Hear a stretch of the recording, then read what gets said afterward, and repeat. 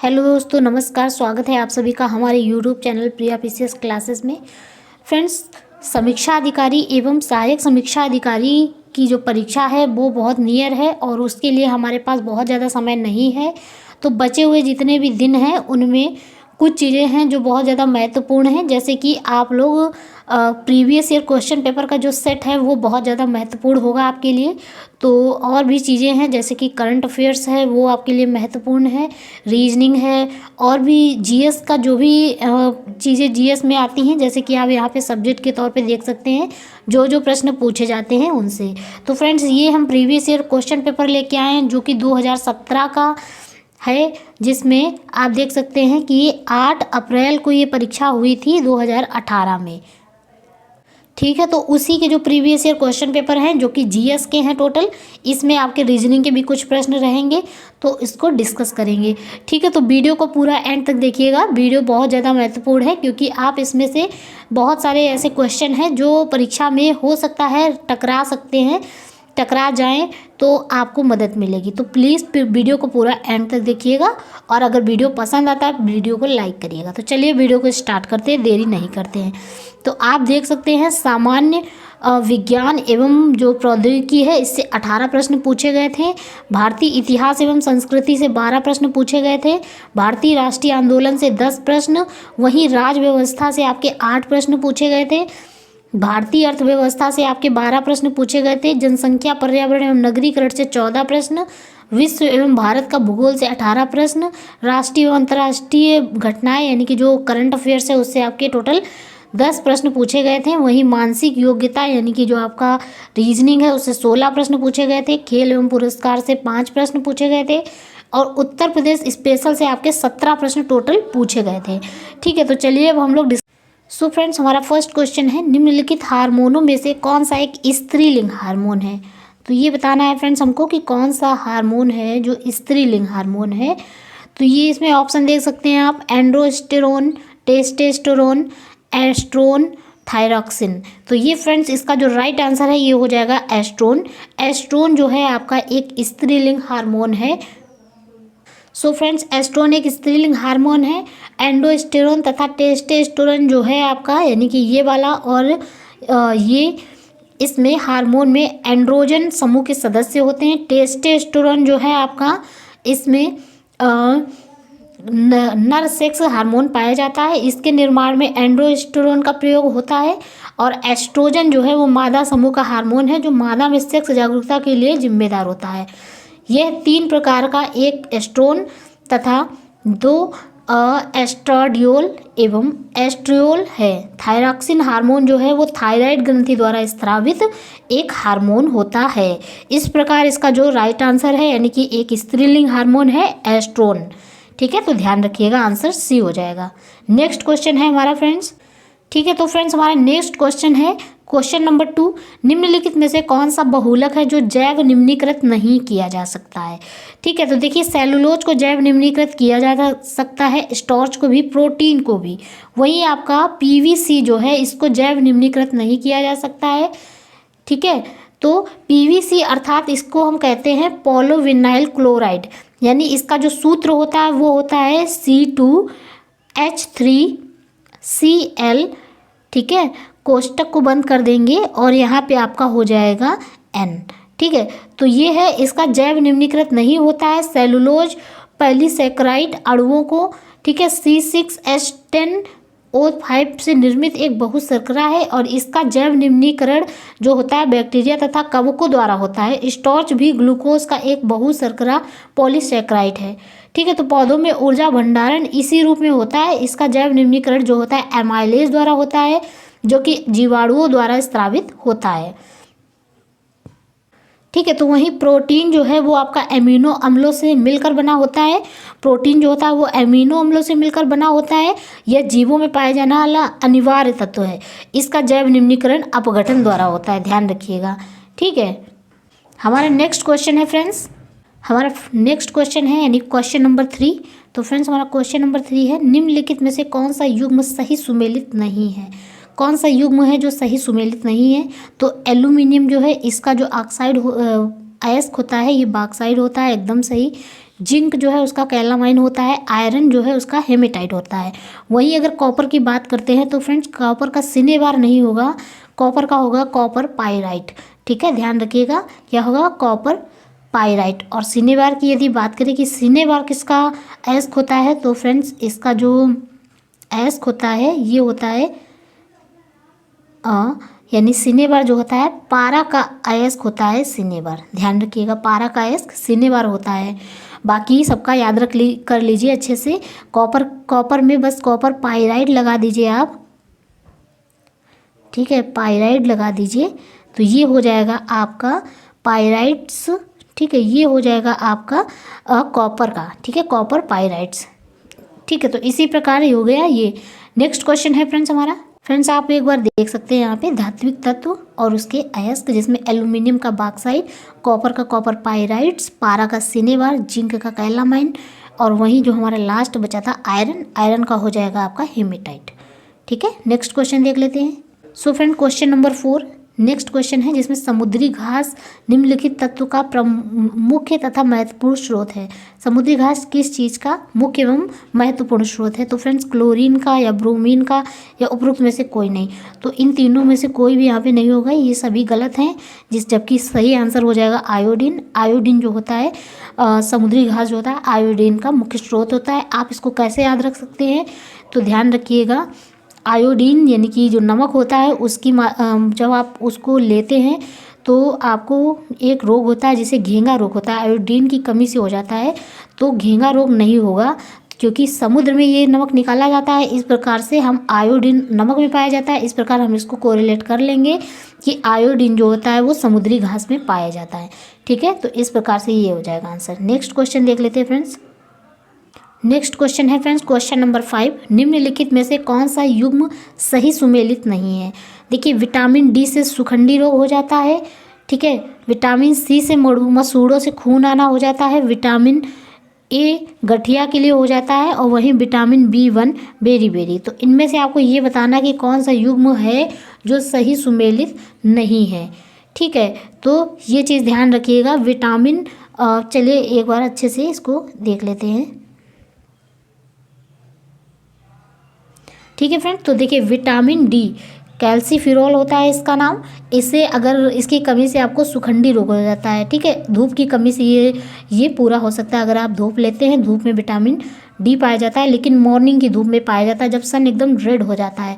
ठीक है, नेक्स्ट है विटामिन सी, यानी कि सी जो होता है इसको कहते हैं, इसका जो वैज्ञानिक नाम है एस्कॉर्बिक एसिड है, जो कि मसूड़ों में इसकी कमी से मसूड़ों में खून आना स्टार्ट हो जाता है। अगर आप खट्टे पदार्थ लेते हैं जैसे आंवला हो गया, ठीक है, ऐसी चीज़ें लेते हैं, नींबू वगैरह, तो आपके इसकी कमी पूरी हो सकती है। ठीक है, अब हमारा ऑप्शन नंबर डी है, जिसमें विटामिन B1 की कमी से आपको ये थायमीन होता है, विटामिन बी का वैज्ञानिक नाम B1 का, तो इससे आपको बेरी नामक रोग हो जाता है। तो ध्यान रखिएगा, बी से बेरी याद रख लीजिएगा। और वहीं अगर हम बात कर लेते हैं विटामिन ए, तो विटामिन ए जो होता है फ्रेंड्स, इसका जो वैज्ञानिक नाम होता है वो रेटिनॉल होता है। इसकी कमी से आपको गठिया रोग नहीं बल्कि रतौंधी रोग हो जाता है, यानी कि आंखों में कम दिखता है। अगर आपके अंदर विटामिन डी की कमी हो जाती है तो रतौंधी नामक रोग आपको हो जाता है। ठीक है, तो ये हो गया, इसका आंसर हो गया सी, एकदम राइट आंसर हो जाएगा। नेक्स्ट क्वेश्चन है फ्रेंड्स, वहीं अगर बात कर लेते हैं तो कि गठिया रोग किसकी कमी से होता है, तो फ्रेंड्स गठिया रोग की अगर हम बात कर लेते हैं, जस्ट वेट। सो फ्रेंड्स अगर बात करते हैं गठिया रोग किसकी कमी के कारण होता है, तो यूरिक एसिड के कारण जो होता है गठिया रोग हो जाता है, यूरिक एसिड के कारण, ध्यान रखिएगा। और लैक्टिक एसिड के कारण मांसपेशियों में दर्द हो जाता है। ये दो इंपॉर्टेंट फैक्ट याद रखिएगा। चलिए नेक्स्ट क्वेश्चन देख लेते हैं। सो फ्रेंड्स हमारा नेक्स्ट क्वेश्चन है क्वेश्चन नंबर 6, निम्नलिखित में से कौन सा जो युग्म है सही सुमेलित नहीं है? ठीक है, कौन सा युग्म है जो सही सुमेलित नहीं है, इसमें बताना है आपको। ठीक है, तो यहाँ पे आप देख सकते हैं क्लोरोमाइसीटिन, जिसकी इसके कारक है टाइफाइड नासी, यानी कि ये टाइफाइड नासी है, इसको किया जाता है टाइफाइड नास में, यानी टाइफाइड जो हो जाता है उसकी कारण उसमें यूज किया जाता है। क्रिस्टल वायलेट है जो ये है पूर्ति रोधी। क्विनिन जो है आपका मलेरिया रोधी है, यानी कि क्विनिन एक दवा होती है, इसको खाने से मलेरिया की बीमारी में आराम मिलता है। वहीं एस्पिरिन की यदि बात की जाए तो ये एक निषेचक नहीं है फ्रेंड्स, ये एक दर्द निवारक है। क्या है? दर्द निवारक, याद रखिएगा। तो ये एक दर्द निवारक है। तो यहाँ पे आंसर नंबर डी ही आपका एकदम करेक्ट हो जाएगा, क्योंकि बाकी सभी सही सुमेलित हैं। तो इसका जो राइट आंसर हो जाएगा ये हो जाएगा डी। ठीक है, तो ये एक दर्द निवारक है, याद रखिएगा। नेक्स्ट क्वेश्चन है फ्रेंड्स, हमारा नेक्स्ट क्वेश्चन है क्वेश्चन नंबर 7, जिसमें देखने वाले हैं मकड़ियों द्वारा उत्पादित रेशम को क्या कहा जाता है या फिर क्या कहलाता है। तो फ्रेंड्स, जो गास्मिर रेशम होता है यानी कि टसर रेशम कहलाता है, या मूंगा रेशम कहलाता है, या अहिंसा रेशम कहलाता है, या गास्मिर रेशम कहलाता है। तो इसका जो राइट आंसर है ये हो जाएगा गास्मिर रेशम। ऐसा रेशम जो मकड़ियाँ उत्पादित करती हैं इसे हम गास्मिर रेशम कहते हैं। मकड़ियों द्वारा जो उत्पादित रेशम है इसे हम गास्मिर रेशम कहते हैं। टसर रेशम जो होता है, टसर रेशम ये है हमारा। ठीक है, तो ये जो होता है इसका उत्पादन जो है झारखंड जो है प्रथम स्थान है, यानी झारखंड जो है वो टसर रेशम के उत्पादन में प्रथम स्थान पर है। टसर रेशम को ट्रॉपिकल टसर तथा ओक टसर भी दो भागों में विभक्त किया गया है। कौन कौन से? ट्रॉपिकल टसर या ओक टसर के भागों में विभक्त किया गया है। ट्रॉपिकल टसर का सर्वाधिक जो उत्पादन है ये झारखंड, तथा ओक टसर का जो सर्वाधिक उत्पादन है ये मणिपुर में होता है। मूंगा रेशम जो है आपका, यानी कि ये वाला बी नंबर मूंगा रेशम, इसका जो उत्पादन है ये असम राज्य में लगभग एकाधिकार है, यानी कि असम में इसका सबसे ज़्यादा उत्पादन किया जाता है। भारत में जो कर्नाटक है वो अग्रणी उत्पादक है रेशम का, सबसे ज़्यादा कर्नाटक में रेशम उत्पादन किया जाता है। कुछ इंपॉर्टेंट फैक्ट है, इनको भी याद रखिएगा। ठीक है, नेक्स्ट क्वेश्चन देख लेते हैं। सो फ्रेंड्स, नेक्स्ट क्वेश्चन है क्वेश्चन नंबर 8। एक सामान्य 70 किलोग्राम भार वाले जो वयस्क मनुष्य हैं इसमें रक्त की कुल मात्रा कितनी होती है। तो यहाँ पे आपको बताना है 6000 मिलीमीटर, 5000 मिली, 4000 मिली या 3000 मिली। तो यहाँ पे 4 ऑप्शन दिए गए हैं, इनमें से आपको बताना है कि कौन सा इसका सही आंसर होगा। तो चलिए सही आंसर देख लेते हैं, जस्ट वेट। इसका जो राइट आंसर है ये फ्रेंड्स हो जाएगा 5000 मिली। देखिए, एक सामान्य मनुष्य के शरीर में उसके कुल भार का 7% रक्त पाया जाता है, ये ध्यान रखिएगा। जितना भी उसका वजन है उसके अनुसार 7% रक्त पाया जाता है। अतः 70 किलोग्राम भार वाले जो व्यक्ति हैं इनमें रक्त की मात्रा जो होती है वो कितनी होती है? 5 लीटर होती है। ठीक है, ध्यान रखिएगा कितनी होती है? 5 लीटर मिली या 5000 मिली होती है। नेक्स्ट क्वेश्चन देख लेते हैं फ्रेंड्स। नेक्स्ट क्वेश्चन है क्वेश्चन नंबर 9। निम्नलिखित में से कौन सा एंजाइम प्रोटीनों को एमिनो अम्लों में विघटित करता है? ठीक है, तो इसमें ऑप्शन देख सकते हैं। Option number A pepsin, option number B lactose, option number C urease, option number D zymase. ठीक है, तो इसमें से आपको बताना है कि कौन सा है जो एमिनो अम्लों एंजाइम, कौन सा ऐसा एंजाइम है जिसमें प्रोटीनों को एमिनो अम्लों में विघटित करता है। तो इसका जो राइट आंसर है वो हो जाएगा पेप्सिन। पेप्सिन ही है जो प्रोटीनों को एमिनो अम्लों में विघटित करता है। ठीक है, ये इस तरह से इसका जो आंसर है ये हो जाएगा। जैसे कि आप देख सकते हैं पेप्सिन है, एडेप्सिन भी इसे कहा जाता है, प्रोटीनों को एमिनो अम्ल से विघटित करता है। माल्टेज क्या करता है फ्रेंड्स? माल्टेज करता है। कुछ एंजाइम है, जरा देख सकते हैं आप। एक होता है आपका पेप्सिन जो कि ये है, दूसरा है आपका माल्टेज, तीसरा है सुक्रोज, चौथा है आपका लाइपेज। ठीक है, तो इन सबको देख लीजिए कि क्या क्या है इनका मतलब। वो सबसे पहले इनको एक्सप्लेन देख लेते हैं, क्योंकि इसका एक्सप्लेन है थोड़ा इंपॉर्टेंट, इसका एक्सप्लेनेशन इंपॉर्टेंट है फ्रेंड्स, इसलिए इसको डिस्कस करना जरूरी है। तो देख सकते हैं आपका एंजाइम है जिसमें आपका पेप्सिन या एरेप्सिन भी कहलाता है, इसको प्रोटीनों को एमिनो अम्ल में विघटित करता है। माल्टेज क्या करता है? माल्टोज को सुक्रोज शर्करा में परिवर्तित करता है। सुक्रोज क्या करता है? यह सुक्रोज को ग्लूकोज एवं फ्रक्टोज में परिवर्तित करता है। वहीं लास्ट में है जो आपका लाइपेज, ये फ्रेंड्स एक इमल्सीकृत वसाओं को ग्लिसरीन एवं फैटी एसिड में परिवर्तित करता है। इस प्रकार से 4 एंजाइम हैं जो कि आप देख पा रहे होंगे इनमें क्या परिवर्तन होता है। ठीक है, नेक्स्ट क्वेश्चन देख लेते हैं। ये फ्रेंड्स करंट अफेयर का क्वेश्चन है जो कि साइंस से संबंधित था, इसलिए इसमें पूछा गया था। लाइफ आई के संबंध में निम्नलिखित में से कौन सा कथन सही नहीं है। लाइफ आई का जो विस्तृत रूप है इससे लाइट फिडेलिटी यानी प्रकाश तद्रूपता है। भारत में लाइफ आई का सफल परीक्षण जो है 29 जनवरी 2018 को सूचना एवं प्रसारण मंत्रालय ने किया था। लाइफ आई द्वारा 10 जीबी सेकेंड डाटा को 1 किमी की परिधि में भेजा जा सकता है, या फिर ऑप्शन नंबर डी, इसका क्रियान्वयन ऑप्टिकल फाइबर नेटवर्क द्वारा किया जाता है। तो यहाँ पे आपको बताना है कि कौन सा कथन इसमें है जो सही नहीं है। तो फ्रेंड देखिए, इस तरह के जो क्वेश्चन है, जैसे कि इस समय जो भी साइंस एंड टेक्नोलॉजी से संबंधित क्वेश्चन है चल रहे हैं, उनको भी आप पढ़ते रहिएगा, क्योंकि इस तरह का क्वेश्चन पूछने का मतलब सिर्फ इतना ही है कि आपको साइंस एंड टेक्नोलॉजी के बारे में जानकारी होनी चाहिए। ठीक है, तो यहाँ पे जो भी आंसर है क्वेश्चन है, इसके 4 ऑप्शन दिए गए हैं, चारों को ऑप्शन हम लोगों ने पढ़ लिया है। तो इसमें आपका पहला आंसर एकदम सही है, दूसरा भी सही है, तीसरा भी सही है। वहीं इसका जो क्रियान्वयन एवं ऑप्टिकल फाइबर नेटवर्क द्वारा किया जाता है, ये एकदम गलत है, क्योंकि देखिए लाइफ आई का जो विस्तृत रूप है इसे लाइट फिडेलिटी या फिर प्रकाश स्पेक्ट्रम का प्रयोग किया जाता है, ना कि ऑप्टिकल फाइबर का किया जाता है। ठीक है, तो ध्यान रखिएगा किसका किया जाता है, लाइट फिडेलिटी है, इसलिए इसमें आपको प्रकाश स्पेक्ट्रम का प्रयोग किया जाएगा, ना कि ऑप्टिकल फाइबर का। बस ये इंपॉर्टेंट अपडेट था, ये इंपॉर्टेंट था, इसलिए इसको डिस्कस किया। अब चलिए आगे देख लेते हैं, बाकी के यहाँ पे जो भी लिखे हैं सारे सही हैं। ठीक है, नेक्स्ट क्वेश्चन देख लेते हैं। क्वेश्चन नंबर 11 है, विद्युत चुंबकीय प्रेरण पर आधारित युक्ति कौन सी है। तो ये आपका हो जाएगा, देखिए ऑप्शन देख लीजिए, धारामापी, ठीक है, विभवमापी, डायनेमो या विद्युत मोटर। तो इनमें से आपको बताना है कि विद्युत चुंबकीय प्रेरण पर आधारित कौन सी युक्ति है। तो डायनेमो इसका राइट आंसर हो जाएगा। देखिए, विद्युत जनरेटर और डायनेमो एक ऐसी युक्ति है जो विद्युत चुंबकीय प्रेरण पर आधारित होती है। यदि किसी बंद परिपथ में गुजरने वाले जो चुंबकीय फ्लक्स है इसमें परिवर्तन कर दिया जाए तो परिपथ में एक जो विद्युत धारा होती है वो उत्पन्न हो जाती है, जिसे प्रेरित विद्युत धारा कहते हैं। चुंबकीय फ्लक्स के परिवर्तन में जो विद्युत धारा उत्पन्न करने की जो इस घटना को ही हम क्या कहते हैं, विद्युत चुंबकीय प्रेरण कहते हैं। याद रखिएगा, ये इंपॉर्टेंट फैक्ट था इसका।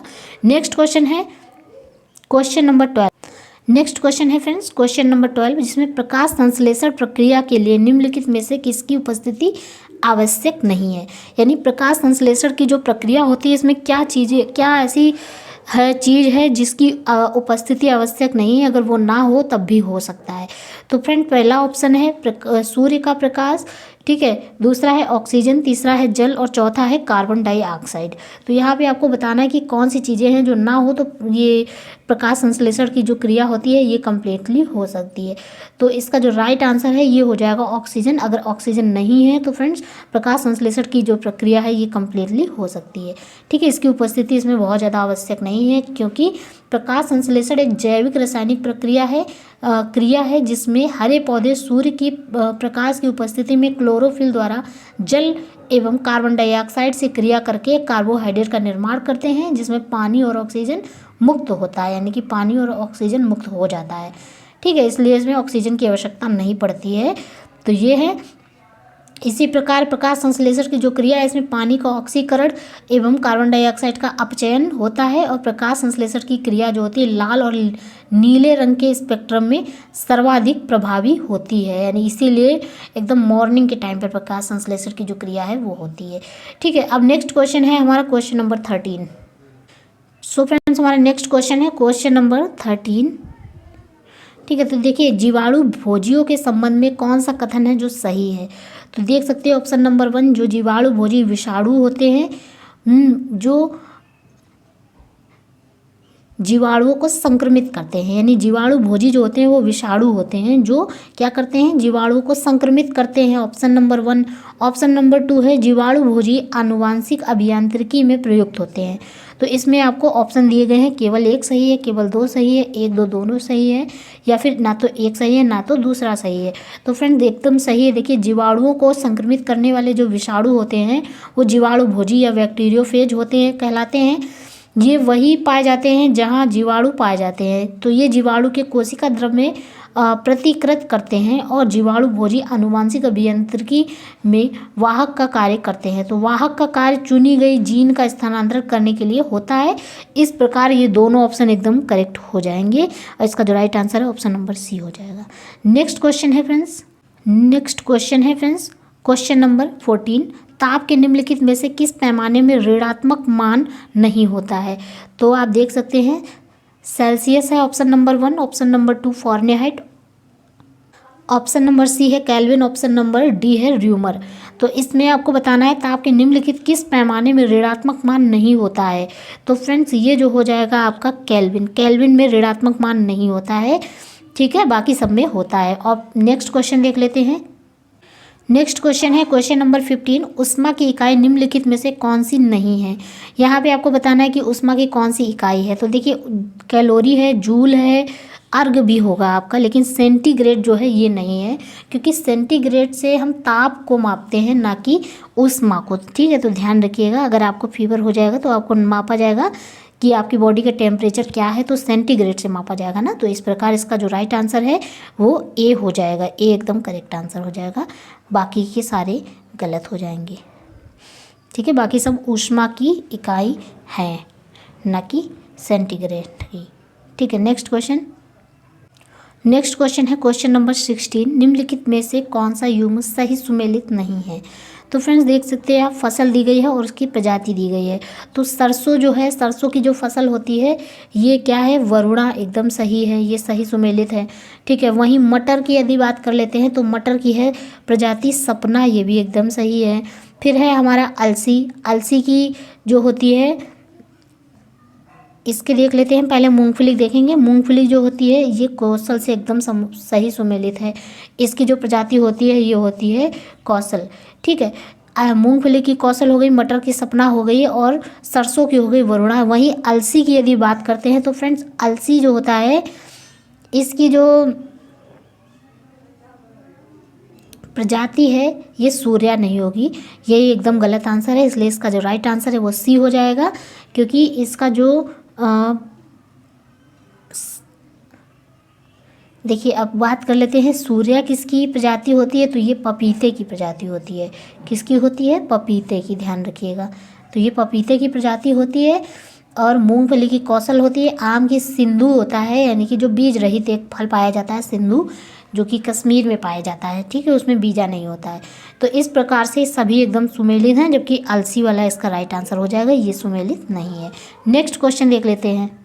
क्वेश्चन नंबर 17 है, निम्नलिखित में से कौन सा पदार्थ जो है वो शाकनाशी है, जिसमें शाकनाशी है, शाक को नाश करने की शक्ति पाई जाती है, ठीक है। तो यहाँ पे ऑप्शन देख सकते हैं आप, पहला है क्लोरपाइरिकोफॉस, नेक्स्ट है कार्बेंडाइजिम, नेक्स्ट है क्विनालफॉस, फिर है बूटाक्लोफोर, ठीक है। तो इसका जो राइट आंसर है वो हो जाएगा डी, यानी कि बूटाक्लोफ्लोर है इसका सही आंसर है। देखिए बूटा जो क्लोफोर है ये आपका, सॉरी बूटाक्लोर, ठीक है। बूटाक्लोर जो है ये आपका एसिटेनिलिड वर्ग का एक शाकनाशी रसायन है। इसका उपयोग जो है चयनात्मक पूर्व उभरने वाली जड़ी बूटियों के रूप में किया जाता है। भारत में बड़े पैमाने पर यह चावल की कणिकाओं के रूप में इस्तेमाल किया जाता है, ये ध्यान रखिएगा। इसका जो राइट आंसर है ये हो जाएगा आपका बूटाक्लोफोर। आप ये देख सकते हैं यहाँ पे कि जो शाकनाशी है इसमें फॉस लगा हुआ है, 2 बार फॉस है, ये दोनों हो जाएंगे। और ये कार्बेंडाजिम हो जाएगा, लेकिन ये क्लोफोर वाला नहीं होगा। इस प्रकार इसका जो राइट आंसर ये है। परीक्षा में आप लोग इस तरह से आप थोड़ा सा कर सकते हैं दिमाग लगा के, तो उसका जो आंसर है वो सही हो सकता है। नेक्स्ट क्वेश्चन है फ्रेंड्स हमारा, नेक्स्ट क्वेश्चन है क्वेश्चन नंबर 18, निम्नलिखित में से कौन सा युग्म सही सुमेलित नहीं है? देखिए ऑप्शन है आपके सामने, अमरबेल जो कि तना परजीवी है, ये एकदम सही है, आपका सही सुमेलित है। नेक्स्ट है चंदन, एक जड़ परजीवी है, एकदम सही है। आर्किड आपका एक अधिपादप एपिफाइड है, ये भी एकदम सही है। वहीं घटपर्णी की यदि बात की जाती है तो घटपर्णी जो होता है इसका जो नाम होता है निफेंथिस पिचर प्लांट, यानी कि द्विदलीय वर्ग नेफेंथिस कुल का एक कीट भक्षी पौधा होता है, जो कि श्रीलंका और भारत के असम राज्य का देशज है, यानी यहाँ पाया जाता है। मुख्यतः ये पौधे शाक जो होते हैं यानी हर्ब होते हैं और दलदली तथा अधिक नम वाली भूमि में उगते हैं और ऐसी जगहों पर नाइट्रोजन की कमी पाई जाती है जिसको पूरा करने के लिए कीट का भक्षण करते हैं। ठीक है, ध्यान रखिएगा। तो ये इस प्रकार इसका राइट आंसर हो जाएगा डी। डी एकदम गलत है, बाकी सभी सही सुमेलित है। नेक्स्ट क्वेश्चन देख लेते हैं। नेक्स्ट क्वेश्चन हमारे हैं भारतीय इतिहास एवं संस्कृति से संबंधित फ्रेंड्स, तो इसको भी डिस्कस कर लेते हैं। निम्नलिखित में से किस शासक ने विक्रमशिला विश्वविद्यालय की स्थापना की थी? तो ध्यान रखिएगा, विक्रमशिला ला लास्ट में आपके आ रहा है, इसलिए इसका जो आंसर है वो हो जाएगा धर्मपाल। डी आंसर एकदम करेक्ट हो जाएगा। ठीक है, तो ये ध्यान रखिएगा। देखिए, पाल शासक जो है धर्मपाल बौद्ध अनुयायी थे। इसने विक्रमशिला बौद्ध विहार तथा सोमपुर बौद्ध विहार की स्थापना की। नालंदा विश्वविद्यालय प्राचीन की स्थापना कुमारगुप्त ने करी थी। ठीक है, नालंदा की किसने की थी? कुमारगुप्त ने की थी। प्राचीन काल में तक्षशिला, नालंदा तथा विक्रमशिला शिक्षा के प्रमुख केंद्र थे। यहाँ विदेशी छात्र शिक्षा ग्रहण करने के लिए आते थे। तो ये इसका इंपॉर्टेंट फैक्ट है, इसका याद रखिएगा। नेक्स्ट क्वेश्चन है, नेक्स्ट क्वेश्चन हमारा क्वेश्चन नंबर 20। निम्नलिखित शासकों के नाम सही कालानुक्रम में संयोजित कर अपना उत्तर नीचे दिए गए कूट से चयन करना है। तो यहाँ पे आप देख सकते हैं ऑप्शन विद्याधर है, ढंग है, यशो वर्मा है और कीर्ति वर्मा है। तो इसमें आपको ये बताना है कि ये चंदेल शासक हैं और इनका समय बताना है, इनको समय से टाइम पीरियड से इनको सेट करना है फ्रेंड्स। तो यही बताना है कोड के माध्यम से। तो ऑप्शन आपके सामने है, आप देख सकते हैं। तो देखिए, सबसे जो पहले थे जो कि हमारे चंदेल वंश के शासक थे जिनका नाम था नन्नुक। इन्होंने 1831 में 1845 के बीच ये रहे और इन्होंने नन्नुक ने चंदेल वंश शासक की स्थापना की, चंदेल वंश की स्थापना की। ठीक है, फिर यशो वर्मा जो हैं ये आते हैं, ये 925 में आते हैं। ध्यान रखिएगा, 925 से इनका कार्यक्रम स्टार्ट होता है, 950 तक, 50 तक रहते हैं ये। ठीक है, उसके बाद में धंगदेव आते हैं। धंगदेव जो है ये 50 से लेकर, ठीक है, 950 से लेकर ये रहते हैं आपका 1003 तक। ठीक है, 1003 तक रहते हैं, 1003 तक रहते हैं। उसके बाद में फिर आते हैं गंडदेव।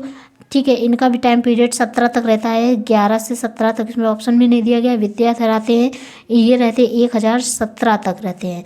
उसके बाद में हमारे कीर्ति वर्मा हैं, यानी कि कीर्ति वर्मा जी जो है वो आते हैं 1060 से लेकर 1100 तक रहते हैं। तो इस प्रकार जो है अगर हम इनको सेट कर लेते हैं टाइम पीरियड के अकॉर्डिंग, तो सबसे पहले हमारे आ जाएंगे यशो वर्मा, जो कि इनका 925 से लेकर 950 तक इनका टाइम पीरियड था। उसके बाद हमारे सेकेंड नंबर पे आ जाएंगे, तो ऐसा ऑप्शन जिसमें तीसरा पॉइंट नंबर 1 पे है, तो 2 है, एक ये है, एक ये है, और इनमें से देखना है कि कौन सा आंसर सही होगा। फिर हमारे सेकेंड नंबर पे आएंगे ढंगदेव, क्योंकि इनका 950 से लेकर 1003 तक टाइम पीरियड है। तो इस प्रकार यहाँ पे ऑप्शन नंबर देख सकते हैं ए, जिसमें 3 और 2, तो हमारा राइट आंसर ए ही हो जाएगा। लेकिन और भी बचे हुए इनको भी सेट कर लेते हैं। तो फ्रेंड्स विद्याधर आ जाएंगे। फिर उसके बाद में क्योंकि इनका जो है 1017 से स्टार्ट होता है, और उसके लास्ट में चौथे नंबर पे आएंगे कीर्ति वर्मा, जो 1060 से लेकर 1011 तक, नहीं 1100 तक इन्होंने टोटल पूरा अपना शासक रहे हैं। तो इस प्रकार इसका जो राइट आंसर है वो हो जाएगा ऑप्शन नंबर ए, ध्यान रखिएगा। नेक्स्ट क्वेश्चन है फ्रेंड्स क्वेश्चन नंबर 21, जिसमें गुर्जर प्रतिहार शासकों में से किसकी उपाधि आदि वराह थी? किसने आदि वराह की उपाधि धारण की थी, इसको बताना है। तो फ्रेंड देखिए, ऑप्शन नंबर 1 है जिसमें वत्सराज है, ऑप्शन नंबर 2 नागभट्ट है, ऑप्शन नंबर सी है मिहिर भोज, और ऑप्शन नंबर डी है नागभट्ट। तो इसमें जो इसका राइट आंसर है ये हो जाएगा आपका मिहिर भोज। मिहिर भोज हैं जिन्होंने मिहिर भोज कन्नौज के गुर्जर प्रतिहार वंश के सबसे महान शासक हुआ करते थे। मिहिर भोज के ग्वालियर प्रशस्ति में उल्लेख मिलता है कि इन्होंने आदि वराह की उपाधि धारण की है। किस में मिलता है फ्रेंड्स? तो देखिए, आदि वराह की उपाधि धारण की है तो इस किस प्रशस्ति में मिलता है? तो ग्वालियर प्रशस्ति में। ध्यान रखिएगा कौन सी प्रशस्ति है, तो ये है ग्वालियर प्रशस्ति। ठीक है, तो ग्वालियर प्रशस्ति से मिलता है कि इन्होंने आदि वराह की उपाधि धारण की है, इसका जो राइट आंसर है। तो इन्होंने एक चीज़ और देख लीजिए, इनमें इन्होंने स्वयं को विष्णु का अवतार घोषित किया है, मिहिर भोज ने, ध्यान रखिएगा। इस प्रकार इसका जो राइट आंसर है ये सी हो जाएगा। नेक्स्ट क्वेश्चन है क्वेश्चन नंबर 22, निम्नलिखित में से कौन सा युग्म सही सुमेलित नहीं है? तो नासिक है, अभिलेख है और शासक है। तो देखिए नासिक अभिलेख जो है ये किसका है, ऐसे इसको संबंधित करना है। तो देखिए नासिक जो होता है ये गौतमी पुत्र से संबंधित है। हाथी गुम्फा अभिलेख जो है खारवेल से संबंधित है, एकदम सही है। भीतरी स्तंभ लेख जो पुलकेशियन द्वितीय से नहीं संबंधित है, जबकि ये स्कंद गुप्त से संबंधित है। किससे संबंधित है? स्कंद गुप्त से संबंधित है। तो ध्यान रखिएगा यही इसका राइट आंसर हो जाएगा। स्कंद गुप्त से संबंधित है। गिरनार जो है रुद्रदामन प्रथम से संबंधित है। तो ये याद रखिएगा, अभिलेख है और शासक है, इनसे संबंधित प्रश्न बन सकता है। नासिक आपका गौतमी पुत्र से, हाथी गुम्फा आपका खारवेल से, भीतरी आपका स्कंद गुप्त से संबंधित है, वहीं गिरनार आपका रुद्रदामन प्रथम से संबंधित है, ध्यान रखिएगा। नेक्स्ट क्वेश्चन है, चलिए देख लेते हैं नेक्स्ट क्वेश्चन क्या है।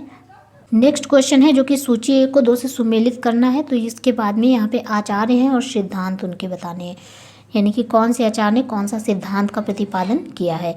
तो फ्रेंड देखिए ऑप्शन आपके सामने है और इनको मैच करना है। देखिए सबसे पहले आपको पता होगा कि नागार्जुन जो है वो शून्यवाद के सिद्धांत है, ये देख सकते हैं आप, ऑप्शन नंबर 2 से मैच कर रहा है। यहाँ पे आप कूट के अनुसार ऑप्शन आपके दिए गए हैं, ठीक है। तो चलिए देख लेते हैं।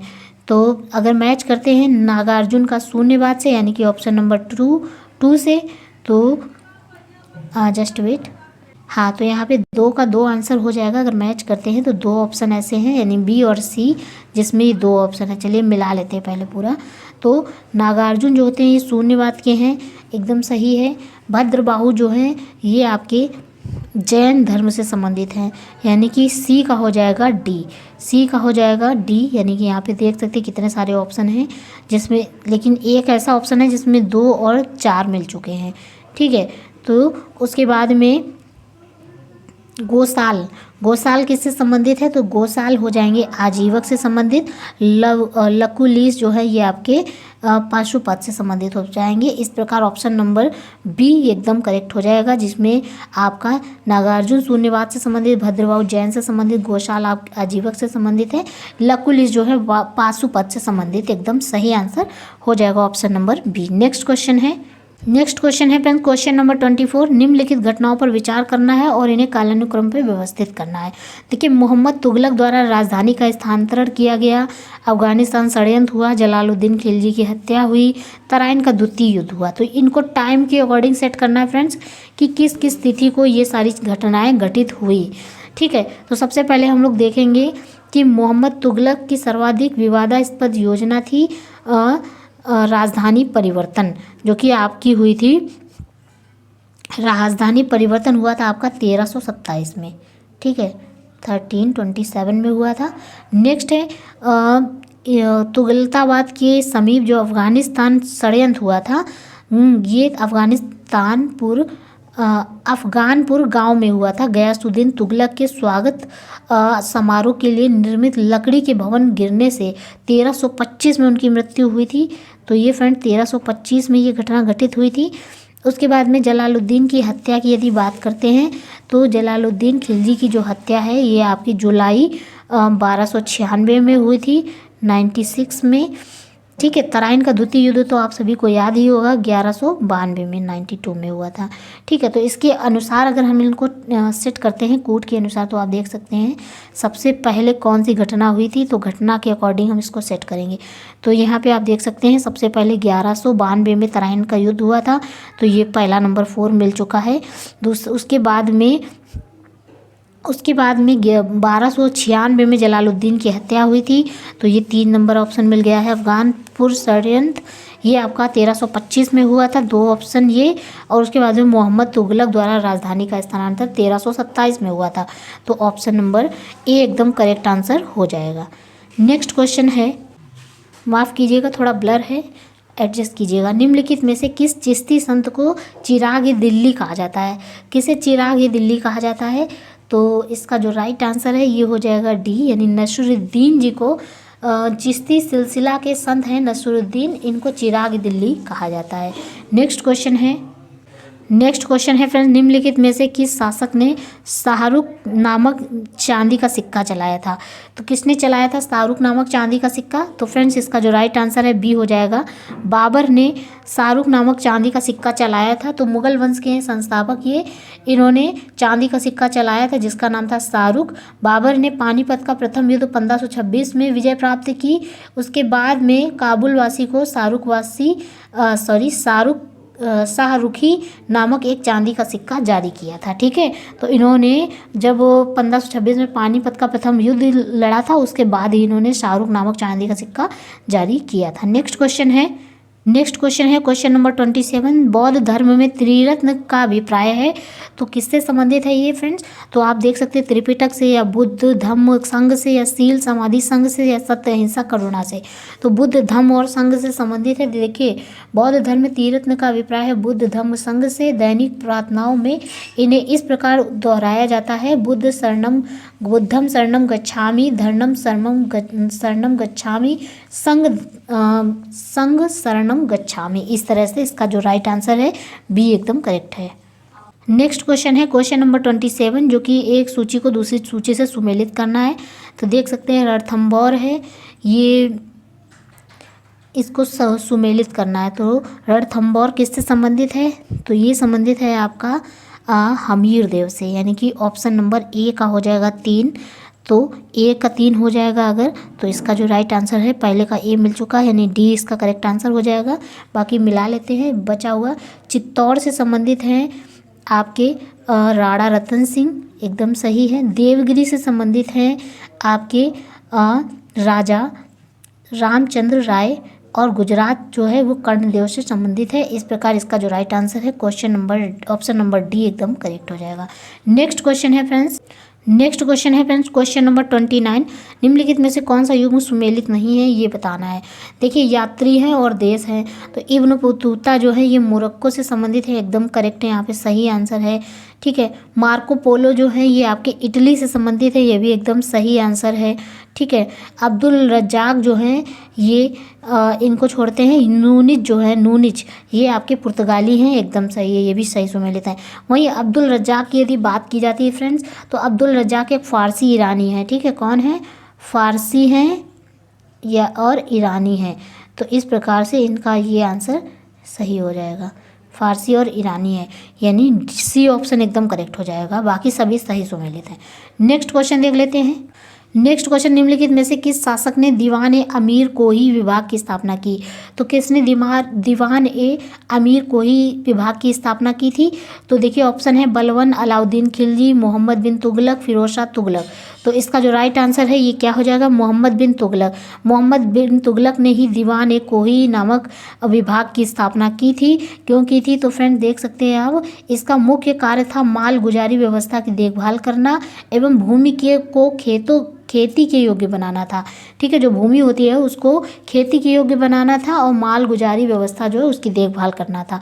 तो इस प्रकार से इसका ये फैक्ट याद रखिएगा। नेक्स्ट क्वेश्चन है भारतीय राष्ट्रीय आंदोलन से क्वेश्चन स्टार्ट होता है। क्वेश्चन नंबर 31, निम्नलिखित घटनाओं पर विचार कीजिए। गांधी इरविन समझौता कब हुआ? सांप्रदायिक पंचाट निर्णय कब हुआ? द्वितीय गोलमेज सम्मेलन कब हुआ? नेहरू रिपोर्ट कब आई? ठीक है, तो इस अनुसार इसको समय में सेट करना है, पहले टाइम से, उसके बाद इसका सही आंसर देना है। सो फ्रेंड, सबसे पहले इनका डेट का निकाल लेते हैं, उसके बाद में करते हैं। देखिए, नेहरू रिपोर्ट जो है ये कब आई? तो ध्यान रखिएगा, ये 28 अगस्त को आई थी। 28 अगस्त को ये 1928 में आई थी, ध्यान रखिएगा, 28 अगस्त 1928। द्वितीय गोलमेज सम्मेलन का हुआ, ये 7 सितंबर से स्टार्ट होता है और 1 दिसंबर तक चलता है 1931 में, याद रखिएगा। सांप्रदायिक पंचाट की यदि बात की जाती है तो ये आपका 1932 हो जाएगा। ठीक है, और गांधी इरविन समझौता की यदि बात करते हैं तो ये भी आपका 5 मार्च 1931 हो जाएगा, यानी कि 1931 हो जाएगा, जो कि 5 मार्च था। ठीक है, तो इस प्रकार से यदि अब इनको सेट करते हैं तो इसका जो राइट आंसर वो क्या निकलेगा? तो सबसे पहले देखिए, सबसे पहले कौन आता है? सबसे पहले तो आपका आ जाएगा नेहरू रिपोर्ट, यानी ऑप्शन नंबर 4 आ जाएगा। तो यहाँ पे 2 ऑप्शन हो जाएंगे जो 4 नंबर के हैं। ठीक है, चौथा इसका सही निकला। फिर उसके बाद में जो डेट है वो आएगा आपकी 5 मार्च, ठीक है, 5 मार्च आएगा क्योंकि ये 5 मार्च पहले पड़ जाएगा और ये आपका 7 सितंबर से 1 दिसंबर तक था सांप्रदायिक पंचायत वाला। तो यहाँ पे सॉरी द्वितीय गोलमेज सम्मेलन, ठीक है, तो इसका फिर आ जाएगा 1 नंबर। उसके बाद में आपका आ जाएगा 3 नंबर द्वितीय गोलमेज सम्मेलन। फिर तीसरा आ जाएगा, सेकेंड नंबर आ जाएगा 1932 सांप्रदायिक पंचायत, यानी कि 2 नंबर। तो इस प्रकार से 4 1 3 2 एकदम ये चौथा नंबर एकदम करेक्ट हो जाएगा। नेक्स्ट क्वेश्चन देख लेते हैं। नेक्स्ट क्वेश्चन है सुभाष चंद्र बोस का राजनीतिक गुरु कौन था? तो देखिए सुभाष चंद्र बोस जो थे उनके राजनीतिक गुरु थे CR दास, चित्तरंजन दास थे, ठीक है, चित्तरंजन दास। नेक्स्ट क्वेश्चन है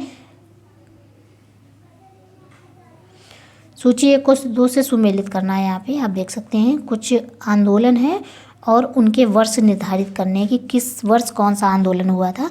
तो देख सकते हैं आप फ्रेंड्स, संथाल जो विद्रोह हुआ था ये 1855 से 56 में हुआ था, ये याद रखिएगा आप लोग, ठीक है। तो सी का हो जाएगा 1 नंबर, सी का हो जाएगा 1 नंबर। तो इस अकॉर्डिंग पहला ये ऑप्शन आपको सामने दिख रहा है, ठीक है, और बाकी सब सही सुमेलित है। अगर एक भी आपको सही पता है ना तो आप सॉल्व कर सकते हैं, ठीक है। वहीं अगर कोल विद्रोह की अहोम विद्रोह की बात कर लेते हैं तो ये आपका हुआ था 1828 में अहोम विद्रोह हुआ था।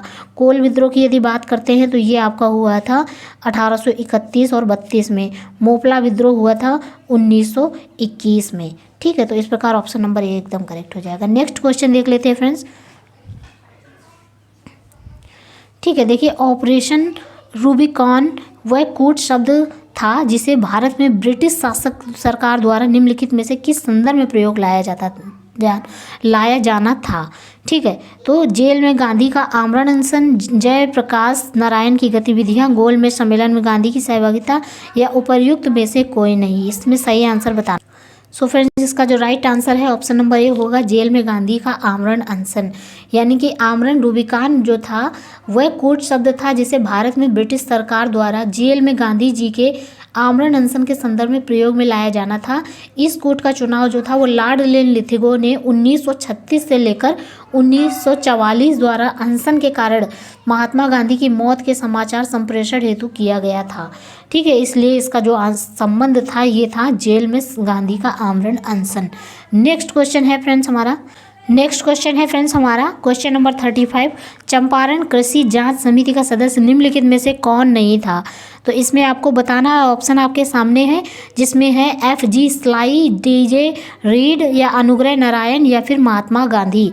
तो इसमें से कौन से शामिल नहीं थे? तो चंपारण कृषि जांच समिति जो थे इसमें सदस्य थे फ्रेंड्स आपके जो 4 जून 1917 को बिहार के लेफ्टिनेंट गवर्नर एडवर्ड गाइड ने रांची में चंपारण कृषि जांच समिति के गठन की घोषणा की थी और इस समिति के जो अध्यक्ष थे ये FG स्लाई थे और इस समिति के सदस्यों में LC अडानी थे, महात्मा गांधी थे, हरिहर प्रसाद नारायण जी थे, DJ रीड थे, वहीं पे आपके G रायनी और MEL टेलर थे, वहीं आपके FG स्लाई नहीं संबंधित थे, ठीक है। तो इसका जो राइट आंसर है ऑप्शन नंबर ए हो जाएगा, FG स्लाई संबंधित नहीं थे, बाकी सभी संबंधित थे। नेक्स्ट क्वेश्चन है निम्नलिखित में से कौन सा युग्म सही सुमेलित नहीं है? स्थानीय स्वशासन के जो जनक थे ये कौन थे? तो आप देख सकते हो। नेक्स्ट क्वेश्चन है फ्रेंड्स, देख सकते हैं आप स्थानीय स्वशासन जो है किससे संबंधित है? तो यहाँ पे बताना कौन सा सुमेलित नहीं है। देखिए सहायक संधि लॉर्ड वेलेस्ली से संबंधित है, राज्य अपहरण नीति लॉर्ड डलहौजी से संबंधित, स्थायी बंदोबस्त आपका कॉर्नवालिस से संबंधित है, वहीं स्थानीय स्वशासन लॉर्ड रिपन से संबंधित है, ना कि लॉर्ड लिटन से, ठीक है। तो यहाँ पे लॉर्ड रिपन से संबंधित है, रिपन से, ठीक है, क्योंकि अगर देखा जाए तो लॉर्ड रिपन ने 1880 से 84 में भारत में स्थानीय स्वशासन की शुरुआत की और यह इनके द्वारा किए गए सुधारों में सर्वाधिक प्रासंगिक था। इन्हीं के समय में 1881 ईस्वी में देश में नियमित जनगणना की शुरुआत हुई थी, ठीक है। तो इस प्रकार इसका जो राइट आंसर है फ्रेंड्स ए हो जाएगा, बाकी के सभी ये सही सुमेलित हैं और इसका जो राइट आंसर है ये ए हो जाएगा। नेक्स्ट क्वेश्चन है फ्रेंड्स, सूची 1 को 2 से सुमेलित करना है, जिसमें आप देख सकते हैं समाचार पत्र हैं कुछ, और उनके जो लेखक हैं उनसे संबंधित करना है, मिलान करना है। तो देखिए जो समाचार दर्पण है ये आपका किससे संबंधित है, तो जेसी मार्समैन से संबंधित है समाचार दर्शन, यानी पहले का डी ऑप्शन हो जाएगा, यानी कि 4। नेक्स्ट है मिरात उल अखबार, ये आपका राजा राजमोहन राय से संबंधित है, मिलात उल अखबार, यानी दूसरे का 1 ऑप्शन हो जाएगा। तो इस प्रकार आपका ये 4 और 1 मिल चुका है, यानी कि इसका जो राइट आंसर है ये। ठीक है, तो फ्रेंड्स देख सकते हैं समाचार दर्पण जो है, ठीक है फ्रेंड्स, तो देख सकते हैं आप समाचार दर्पण जो है जेसी मार्समैन से संबंधित है। मिरात उल अखबार जो है आपका राजा राजमोहन राय से संबंधित है। केसरी मराठा जो है आपका बाल गंगाधर तिलक जी से संबंधित है। यंग इंडिया आपका महात्मा गांधी से संबंधित है। इस प्रकार जो इसका राइट आंसर है ये ऑप्शन नंबर डी हो जाएगा, यानी कि 4, 1, 2, 3 एकदम सही आंसर हो जाएगा। नेक्स्ट क्वेश्चन है हमारा कूका आंदोलन की नींव पड़ी थी, तो कूका आंदोलन की नींव कहाँ पर पड़ी थी, तो पंजाब में पड़ी थी। इसका जो राइट आंसर है सी हो जाएगा। कूका आंदोलन की नींव पंजाब में पड़ी थी। प्रारंभ में यह एक धार्मिक आंदोलन था, लेकिन सीध रही इसका स्वरूप जो है राजनीतिक हो गया, और इसकी शुरुआत 1872 में भगत जवाहर मल के नेतृत्व में हुई थी, भगत जवाहर मल के। ठीक है, तो इस प्रकार इसका जो राइट आंसर है सी हो जाएगा। नेक्स्ट क्वेश्चन है निम्नलिखित में से कौन सा व्यक्ति आज़ाद हिंद फौज से नहीं जुड़ा था। देखिए ऑप्शन आपके सामने है, इस पर बताना है कि कौन सी आज़ाद हिंद फौज से नहीं जुड़े थे। मेजर करतार सिंह जो थे ये नहीं जुड़े थे, क्योंकि मेजर जनरल साहवनबाज खान थे, कर्नल प्रेम कुमार सहगल थे, कर्नल शौकत अली मालिक थे, जबकि मेजर करतान सिंह नहीं थे। तो इसका राइट आंसर हो जाएगा डी।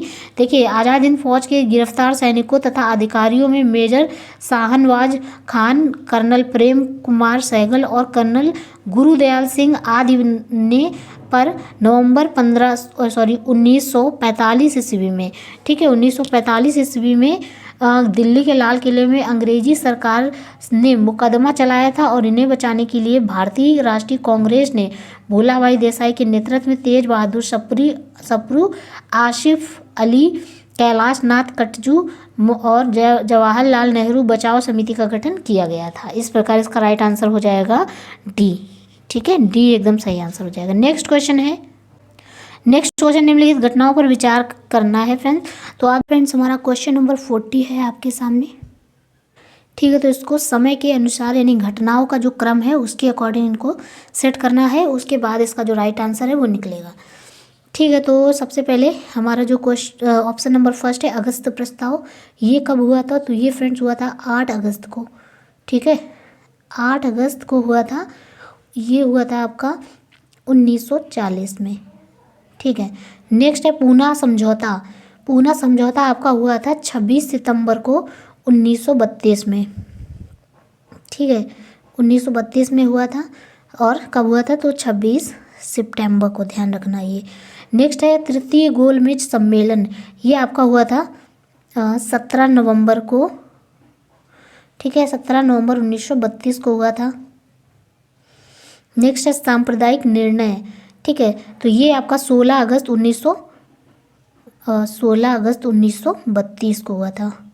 तो इस प्रकार से इनको सेट करना है फ्रेंड्स, क्योंकि 1932 के बहुत सारे हैं, इसलिए इनका डेट भी मैंने लिख दिया है यहाँ पे कि कौन सा सबसे पहले हुआ था, उसके बाद कौन सा सबसे लास्ट में हुआ था। तो आप देख सकते हैं कि इसका जो राइट आंसर है बी होगा, क्योंकि सबसे पहले आपका हुआ था ये 16 अगस्त को 1932 में सांप्रदायिक निर्णय। ठीक है, 16 अगस्त 1932 को। उसके बाद में दूसरा नंबर है पूना समझौता, जो कि आपका 26 सितंबर 1932 को हुआ। ठीक है, फिर थर्ड नंबर पॉइंट है तृतीय गोलमेज सम्मेलन, जो कि 17 नवंबर 1932 को हुआ, और उसके बाद में अगस्त प्रस्ताव 8 अगस्त 1940 में हुआ था। तो इस प्रकार से इसको अगर सेट करेंगे तो इसका जो राइट आंसर है बी आ जाएगा, तो बी एकदम करेक्ट आंसर होगा। नेक्स्ट क्वेश्चन है फ्रेंड्स हमारा, अब हम देखने वाले हैं भारतीय राज व्यवस्था। ठीक है, राज व्यवस्था से संबंधित जो महत्वपूर्ण क्वेश्चन है इनको भी हम लोग डिस्कस कर लेंगे। तो हमारा जो क्वेश्चन नंबर फर्स्ट है जो कि राज व्यवस्था से संबंधित है, क्वेश्चन नंबर 41, भारतीय संविधान के 70वें संशोधन द्वारा भारत के राष्ट्रपति के चुनाव में जिन 2 केंद्र शासित प्रदेशों को भाग लेने का अधिकार दिया गया है। तो वो कौन से राज्य हैं जिनको, 2 केंद्र शासित कौन से राज्य हैं जिनको भारत के जो राष्ट्रपति हैं इनके चुनाव में भाग लेने के लिए अधिकार दिया गया है। तो कौन से हैं, दिल्ली या चंडीगढ़, दिल्ली तथा पुडुचेरी, दिल्ली तथा दमनदीप, चौथा है चंडीगढ़ या पुडुचेरी। तो इसका जो राइट आंसर है वो हो जाएगा दिल्ली या पुडुचेरी, दिल्ली तथा पुडुचेरी।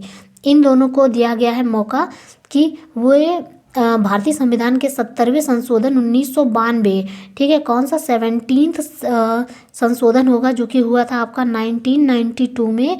भारत के राष्ट्रपति के चुनाव में दिल्ली तथा पुडुचेरी को 2 केंद्र शासित प्रदेशों को भाग लेने का अधिकार दिया गया है।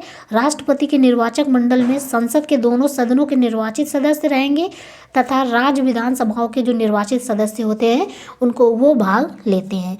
तो इस प्रकार से इसका जो राइट आंसर है वो हो जाएगा दिल्ली तथा Puducherry, option number B. Next question है फ्रेंड्स, नेक्स्ट क्वेश्चन है क्वेश्चन नंबर 42, जिसमें निम्नलिखित युग्म को सुमेलित नहीं है जो वो बताना है कि कौन सा सुमेलित नहीं है।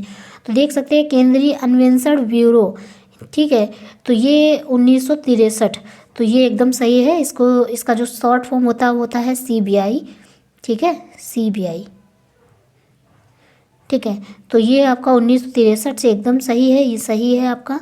नेक्स्ट है केंद्रीय सतर्कता आयोग, ठीक है, केंद्रीय सतर्कता आयोग जो यानी कि CVC, ठीक है, तो ये जो है आपका 1964 में इसकी स्थापना हुई, तो एकदम सही है। फिर है भ्रष्टाचार निरोधक कानून, ठीक है, भ्रष्टाचार निरोधक कानून 1985 है। उसके बाद में है प्रवर्तन निदेशालय जो कि आपका 2000 से है, तो ये भी एकदम सही सुमेलित है। तो ये तीनों एकदम सही हैं, लेकिन जब भ्रष्टाचार निरोधक कानून है ये फ्रेंड्स आपका 1985 में नहीं आया था, बल्कि ये आया था आपका 1988 में, यानी कि 88 में आया था, 1988 में आया था। इस प्रकार से भ्रष्टाचार निरोधक कानून को सही आंसर माना जाएगा, क्योंकि इसमें पूछा गया कौन सा सही सुमेलित नहीं है। तो इसका जो राइट आंसर है वो क्या होगा, जस्ट वेट, ठीक है फ्रेंड्स, तो इसका जो राइट आंसर है ये हो जाएगा C, ठीक है, क्योंकि इसकी जगह पे आपका हो जाएगा 1988, एकदम राइट आंसर। नेक्स्ट क्वेश्चन है फ्रेंड्स, नेक्स्ट क्वेश्चन है 43, प्रशासनिक सुधार आयोग 1967 जिसने पहली बार लोकपाल तथा लोकायुक्त बनाने का संस्तुति की थी, अध्यक्ष थे कौन, इनके अध्यक्ष थे? तो अध्यक्ष का नाम आपको बताना है कि कौन से थे। जैसे ऑप्शन नंबर 1 है जिसमें मोरारजी देसाई जी हैं, फिर है ऑप्शन नंबर B के संस्थानम, ऑप्शन नंबर C है चौधरी चरण सिंह, ऑप्शन नंबर D है बाबू जगजीवन राम।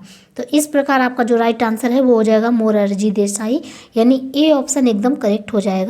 जो प्रशासनिक सुधार आयोग 1967 से संबंधित हैं, पहली बार लोकपाल एवं लोकायुक्त बनने की मतलब बने थे, ये अध्यक्ष बने थे मोरारजी देसाई जी, ठीक है। तो भारत लोकपाल एवं लोकायुक्त की जो स्थापना है सुझाव प्रथम प्रशासनिक सुधार आयोग ने दिया था, और इस आयोग का गठन जो है 5 जनवरी 1966 को मोरारजी देसाई की अध्यक्षता में किया गया था। देखिए 1967 में के हनुमंतैया को इसका अध्यक्ष बनाया गया, लेकिन आयोग का कार्यकाल जो था 1970 ईस्वी में समाप्त हुआ था, ठीक है। आयोग का कार्यकाल 1970 में समाप्त हुआ गया था, इसलिए इसका जो राइट आंसर है ये हो जाएगा मोरारजी देसाई। नेक्स्ट क्वेश्चन है फ्रेंड्स, इसका जो नेक्स्ट क्वेश्चन है क्वेश्चन नंबर 44, भारतीय संविधान के निम्नलिखित में से किस अनुच्छेद के द्वारा अस्पृश्यता की समाप्ति की व्याख्या की गई है? तो फ्रेंड देखिए अस्पृश्यता को यानी छुआछूत को समाप्त करने के लिए अनुच्छेद आपका रहेगा 17, यानी कि अनुच्छेद 17 जो है ये अस्पृश्यता के अंत से संबंधित है। देखिए उसका किसी भी रूप में आचरण निषिद्ध किया जाता है, जैसे अस्पृश्यता में से उपजी किसी निर्योग्यता को लागू करना अपराध होगा जो विधि के अनुसार दंडनीय रहेगा, ठीक है। इस प्रकार अनुच्छेद 17 जो है ये अस्पृश्यता से संबंधित है। नेक्स्ट क्वेश्चन है क्वेश्चन नंबर 45। देखिए पंचायती राज संस्थाओं में महिलाओं के लिए आरक्षित स्थानों यानी सीटों के संदर्भ में निम्नलिखित में से कौन सा कथन सही है ये बताना है आपको। तो देखिए इसका प्रावधान संविधान के अनुच्छेद 234D3 में किया गया है, यह आरक्षण अनुच्छेद 334 में विनिर्दिष्ट अवधि की समाप्ति पर प्रभावी नहीं रहेगा। तो इस प्रकार ऑप्शन आपके सामने है। उत्तर को कूट के अनुसार चुनना है, केवल एक, केवल दो, एक दो दोनों और उपयुक्त में से कोई नहीं। ठीक है, एक या दो दोनों नहीं मतलब। तो इस प्रकार अगर ऑप्शन नंबर ए देखा जाए, इसका प्रावधान संविधान के अनुच्छेद 234D(3) में दिया गया है, तो ये एकदम करेक्ट होगा, यानी आंसर नंबर ए एकदम सही है। क्योंकि 73वां संविधान संशोधन जो हुआ था 73rd, ठीक है, 17th या फिर आप कह सकते हैं 73rd जो ये हुआ था संशोधन, संविधान संशोधन, ये 1992 में हुआ था, यानी कि 1992 में हुआ था। इसके द्वारा पंचायतों को संवैधानिक दर्जा प्रदान किया गया है। इसमें अनुच्छेद 243 के तहत अनुसूचित जाति, अनुसूचित जनजाति तथा महिलाओं के लिए आरक्षण की व्यवस्था की गई है।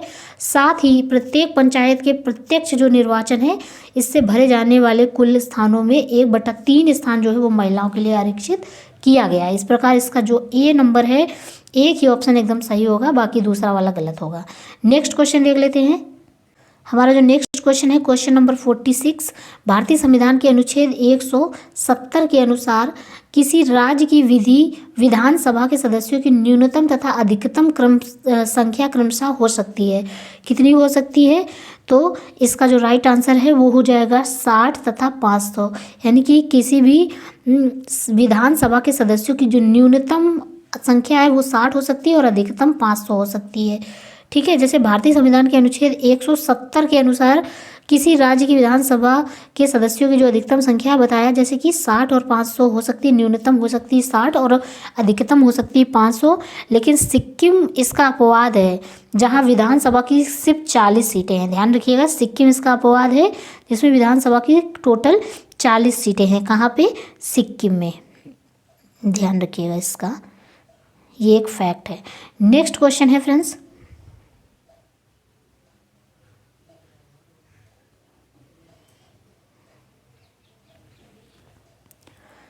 नेक्स्ट क्वेश्चन है क्वेश्चन नंबर 47। चलिए क्वेश्चन नंबर 47 को देख लेते हैं। भारतीय संविधान के 73वें संशोधन के संदर्भ में निम्नलिखित में से कौन सा कथन यहाँ पे सही है, ये बताना है। ऑप्शन नंबर 1 है जिसमें इसमें पंचायतों को स्वशासन की संस्था स्वीकार किया गया है। इसमें शहरी स्थानीय सरकार को स्वशासन की संस्था स्वीकार किया गया है। या नीचे दिए गए कूट से सही उत्तर चुनना है। ठीक है, तो आपको बताना है कि कौन सा ऑप्शन यहाँ पे सही है। एक, दो, दोनों सही है, केवल दो सही है, केवल एक सही है, ना तो एक ना तो दूसरा। तो इस प्रकार से इसका जो राइट आंसर है वो हो जाएगा केवल एक, यानी कि पहला ऑप्शन एकदम सही है। इसमें पंचायतों को स्वशासन की संस्था स्वीकार किया गया है, यानी 73वें संविधान संशोधन अधिनियम 1992 द्वारा पंचायती राज व्यवस्था को संवैधानिक दर्जा प्रदान किया गया है। इसमें पंचायतों के गठन, पंचायतों के लिए निर्वाचन, सदस्यों की योग्यता अयोग्यताएं और पंचायतों की शक्तियां, प्राधिकार, उत्तरदायित्व आदि का वर्णन किया गया है। पंचायत राज्य सूची में वर्णित विषय है। इस प्रकार इसका जो राइट आंसर है हो जाएगा सी ऑप्शन। ठीक है, ध्यान रखिएगा। नेक्स्ट क्वेश्चन है फ्रेंड्स क्वेश्चन नंबर 48, जो कि आपके सामने है। देखिए, दिसंबर 2017 में भारत सरकार की हिस्सेदारी निम्नलिखित में से किस बैंक में सर्वाधिक थी? तो फ्रेंड्स, ये तो एक करंट अफेयर से संबंधित पॉलिटी का क्वेश्चन है। तो इसका जो राइट आंसर है ये हो जाएगा सेंट्रल बैंक ऑफ इंडिया। उस समय पे सेंट्रल बैंक ऑफ इंडिया का जो था 85.31% योगदान था। ठीक है, यूनाइटेड बैंक ऑफ इंडिया का 82.23% था और बैंक ऑफ इंडिया का 64.11% था। और वहीं पे अगर स्टेट बैंक ऑफ इंडिया की बात करें तो ये 62.31% था।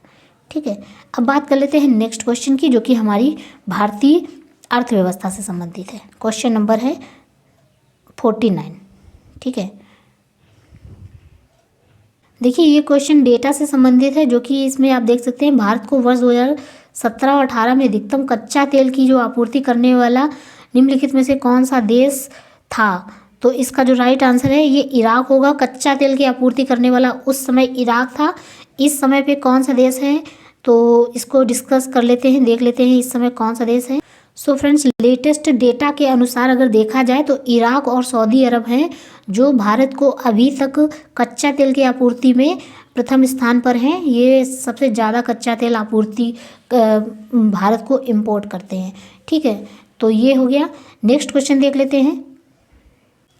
भारतीय अर्थव्यवस्था में तृतीय क्षेत्र की भागीदारी वर्ष 2016 और 17 के अकॉर्डिंग बतानी है कि कितनी थी। तो फ्रेंड्स, ये क्वेश्चन जो था ये इसका जो राइट आंसर है, देखिए ये 2016 और 17 का क्वेश्चन था। तृतीय क्षेत्र की भागीदारी पूछी गई थी, लेकिन अगर लेटेस्ट डेटा के अकॉर्डिंग देखा जाए तो उसमें कुछ परिवर्तन हुआ है, इसलिए इस क्वेश्चन को क्विट करते हैं, यहीं पे छोड़ते हैं। आगे देख लेते हैं नेक्स्ट क्वेश्चन में। नेक्स्ट क्वेश्चन है आपके सामने, निम्नलिखित में से कौन सी एजेंसी है जो भारत में से कृषि सामानों को निर्यात में सम्मिलित नहीं है, सहभागी नहीं है। ठीक है, तो ये कौन सी है? तो इसमें ऑप्शन नंबर 1 है नेफेड, ऑप्शन नंबर 2 है state trading corporation, option number ई है इफ्को, ऑप्शन नंबर डी है एमएमटीसी। ठीक है, तो इस प्रकार ऑप्शन नंबर डी हो जाएगा। देखिए, खनिज तथा धातु व्यापार निगम लिमिटेड द्वारा प्रमुख रूप से धात्विक खनिज तथा गैर धात्विक खनिज से जुड़े व्यापार संबंधित हैं। इस प्रकार इसका जो ऑप्शन नंबर डी एकदम सही हो जाएगा। नेक्स्ट क्वेश्चन है फ्रेंड्स हमारा, ट्राई निम्नलिखित में से किस क्षेत्र की नियामक संस्था है? तो ट्राई किस क्षेत्र की नियामक संस्था है? तो यहाँ पे आप देख सकते हैं यातायात, पर्यटन, तकनीकी, शिक्षा या दूरसंचार। तो यहाँ पे ट्राई आपका दूरसंचार से संबंधित है, ये एकदम सही आंसर हो जाएगा। नेक्स्ट क्वेश्चन देख लेते हैं। नेक्स्ट क्वेश्चन है क्वेश्चन नंबर 53, स्टॉक एक्सचेंज में निम्नलिखित में से कौन सट्टेबाजी नहीं है, सट्टेबाज नहीं है? तो ऑप्शन देख सकते हैं दलाल, तेजड़िया, मंदड़िया और स्टैग। तो इस प्रकार इसका जो राइट आंसर है ये हो जाएगा स्टैग नहीं है, जबकि दलाल है, मंदड़िया है, तेजड़िया है। ठीक है, नेक्स्ट क्वेश्चन है question number 54। So friends, next question है निम्नलिखित में से किस वस्तु का 2017 में भारत में निर्यात सर्वाधिक रहा है? 2017 के अकॉर्डिंग देखा जा रहा है तो फ्रेंड्स ये अभियांत्रिकी जो वस्तुएं थी, इंजीनियरिंग सामान का, वो उस टाइम पे बहुत ज़्यादा सर्वाधिक उसका निर्यात था। इस समय कौन सा है? तो इसको देख लेते हैं। सो फ्रेंड, हाल ही में यदि बात करते हैं 2023 के अनुसार तो इलेक्ट्रॉनिक सामानों का जो है वो निर्यात सर्वाधिक रहा है। इलेक्ट्रॉनिक सामानों का ध्यान रखिएगा।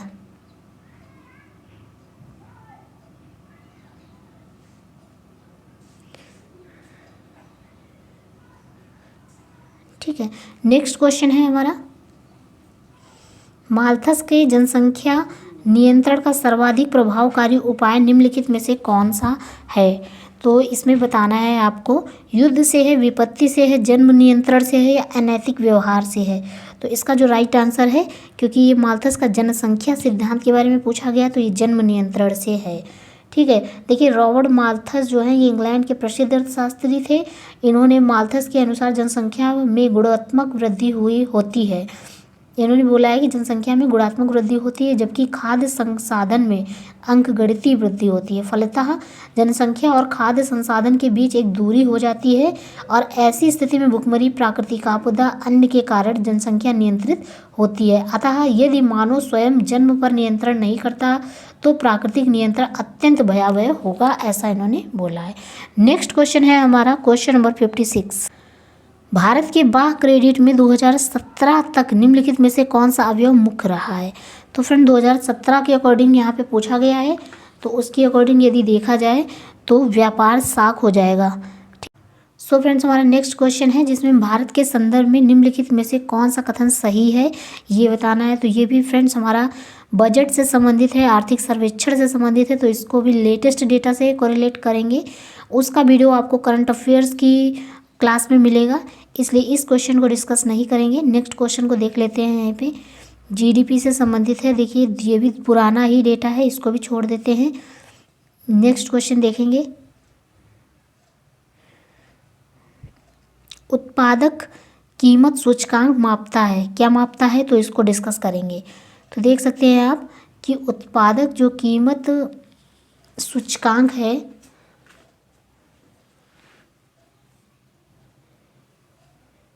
उत्पादित वस्तुओं और सेवाओं की कीमत के औसत परिवर्तन को मापता है उत्पादक कीमत सूचकांक। ठीक है, तो ये ध्यान रखिएगा। नेक्स्ट क्वेश्चन है हमारा, ये भी हमारा बजट से संबंधित है, तो इसको करंट अफेयर की क्लास में डिस्कस किया जाएगा। नेक्स्ट क्वेश्चन डिस्कस कर लेते हैं फ्रेंड्स हमारा, जो कि जनसंख्या, पर्यावरण एवं नगरीकरण से संबंधित है। देखिए, India state of forest report 2017 की पूछी गई है, जो कि अभी लेटेस्ट की इस समय चल रही है, तो ये भी हमारे लिए बहुत ज़्यादा इंपॉर्टेंट नहीं है। ठीक है, जो लेटेस्ट चल रही है उसको देखा जाएगा, उसके अकॉर्डिंग देख लेंगे। ठीक है, नेक्स्ट क्वेश्चन, उस पर मैंने एक वीडियो बनाया करंट अफेयर में, आप अगर आपने नहीं देखा तो उसको डिस्कस देख लीजिए, जाके चैनल की करंट अफेयर क्लास में विजिट करके आप देख सकते हैं। नेक्स्ट क्वेश्चन देख लेते हैं फ्रेंड्स हमारा, जनगणना 2011 के अनुसार निम्नलिखित में से किस भारतीय राज्य में महिला साक्षरता न्यूनतम थी। तो यहाँ पे 2011 की जनगणना के अनुसार पूछा जा रहा है, क्योंकि फ्रेंड्स 2021 की जनगणना अभी तक जारी नहीं की गई है, क्योंकि कोविड के चलते ये जनगणना का कार्य नहीं हो पाया था संपन्न, तो अभी इसका जो लेटेस्ट है ये नहीं आ पाया है डेटा, तो ये हमारी पुरानी डेटा काम करेगा, कारगर रहेगा। तो यहाँ पे पूछा जा रहा है आपसे कि किस भारतीय राज्य में महिला साक्षरता न्यूनतम थी, तो आपको बताना होगा। तो इसका जो राइट आंसर है ये हो जाएगा आपका राजस्थान। राजस्थान की जो महिलाओं की एजुकेशन है, यानी साक्षरता है, लिटरेसी रेट है, तो वो आपका 52.1% है। ठीक है, ध्यान रखिएगा। और बिहार की 51.5 है, जो कि इसमें ऑप्शन में बिहार नहीं दिया गया, इसलिए सबसे कम साक्षरता जो है बिहार में महिलाओं की है, इस प्रकार से। ठीक है, उत्तर प्रदेश में कितना है, तो 57.2% जो है यूपी में है। नेक्स्ट क्वेश्चन देख लेते हैं फ्रेंड्स,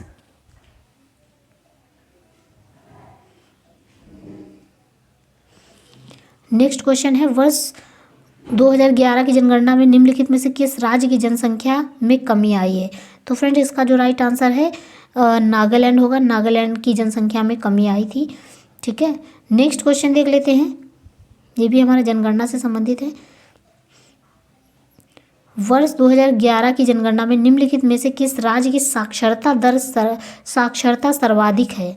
ठीक है, सर्वाधिक थी, यहाँ पे पूछा जा रहा है किस राज्य की। तो यहाँ पे ऑप्शन देख सकते हैं, मणिपुर, पंजाब, असम और मध्य प्रदेश। तो यहाँ पे इसका राइट आंसर हो जाएगा मणिपुर, क्योंकि मणिपुर की जो साक्षरता दर थी वो थी 79.2%।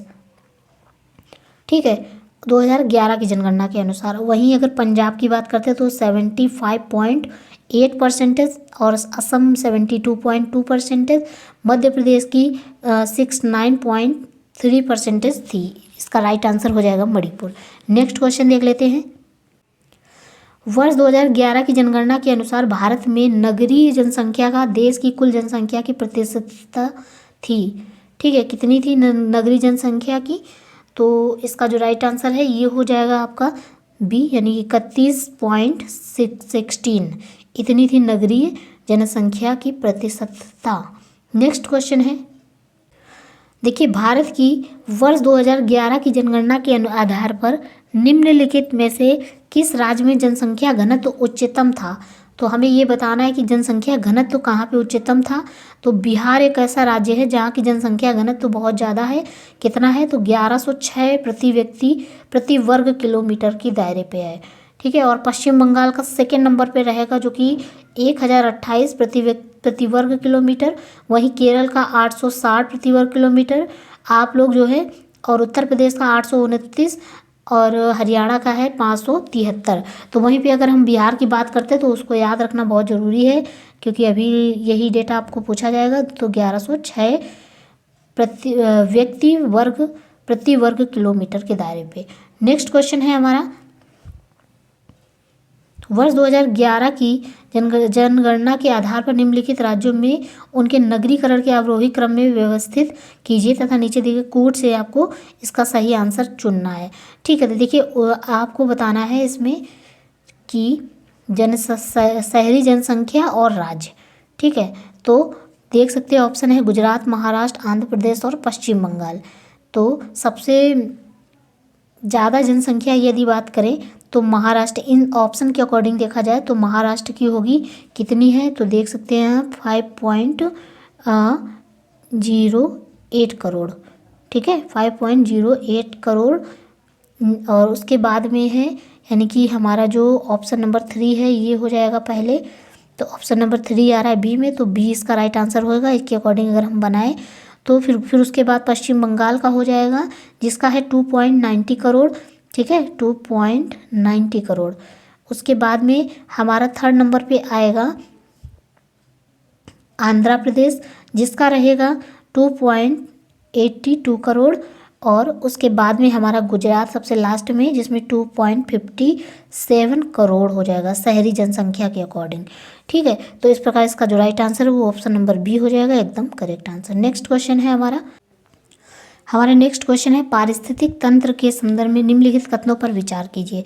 तो देखिए ऑप्शन नंबर 1 है जो है स्वपोषी या स्वपोषज स्तर पर उत्पादन को प्राथमिक उत्पादकता कहा जाता है।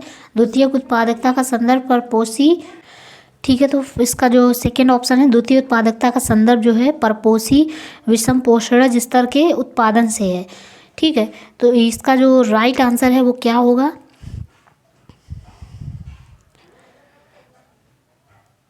इसका जो दोनों ऑप्शन है वो एकदम सही हो जाएगा, इसलिए ऑप्शन नंबर सी एकदम करेक्ट हो जाएगा। नेक्स्ट क्वेश्चन है फ्रेंड्स, एक पारिस्थितिक तंत्र में ऊर्जा की मात्रा एक पोषण स्तर से अन्य स्तर में स्थानांतरित के पश्चात, ठीक है, क्या होती है, बढ़ती है, घटती है, स्थिर रहती है, बढ़ सकती है, घट सकती है। इसका जो राइट आंसर है ये हो जाएगा बी, यानी घटती है। ठीक है, नेक्स्ट क्वेश्चन है हमारा, वर्ष 2011 की जनगणना के अनुसार भारत की कुल नगरीय जनसंख्या में महानगरों की जनसंख्या के जो प्रतिशत है वो पूछा गया है यहाँ पे। तो ये आपका हो जाएगा ऑप्शन नंबर सी, यानी कि 42.61। ठीक है, ये हो जाएगा। नेक्स्ट क्वेश्चन है क्वेश्चन नंबर 71, वर्ष 2011 की जनगणना के अनुसार निम्नलिखित में से किस राज्य में नगरीय जनसंख्या की प्रतिशत न्यूनतम थी। न्यूनतम बताना है कितनी थी, तो हिमाचल प्रदेश में थी नगरीय जनसंख्या की जो प्रतिशत है वो न्यूनतम था। ठीक है, कितना था, 10%, न्यूनतम था 10% में। ठीक है, नेक्स्ट क्वेश्चन देख लेते हैं, वर्ष 2011 की जनगणना के अनुसार निम्नलिखित में से कौन सा राज्य साक्षरता दर एवं नगरीकरण के स्तर में भारत में द्वितीय स्थान पर है। तो कौन सा है, तो ऑप्शन नंबर देख सकते हैं आप, मिजोरम, महाराष्ट्र, तमिलनाडु, त्रिपुरा। तो यहाँ पे साक्षरता दर एवं नगरीकरण के स्तर में भारत में द्वितीय स्थान पर कौन सा राज्य था, तो ये था आपका मिजोरम। मिजोरम था फ्रेंड्स। मिजोरम में 91.3% साक्षरता थी और 52.1% जो था नगरीकरण था। ठीक है, नेक्स्ट क्वेश्चन देख लेते हैं, ये भी हमारा जनगणना से संबंधित है। वर्ष 2011 की जनगणना के अनुसार उत्तर प्रदेश में साक्षरता दर 2001 से 2011 तक की जो वृद्धि हुई है वो बताना है कितने प्रतिशत की हुई है। तो फ्रेंड्स 73 जो है इसका जो राइट आंसर है ये हो जाए 11.45% की वृद्धि हुई है। इसका जो राइट आंसर ये हो जाएगा ए। ठीक है, तो यहाँ पे साक्षरता दर इस समय कितनी है, तो 67.7% है इस टाइम पे। ठीक है, नेक्स्ट क्वेश्चन देख लेते हैं,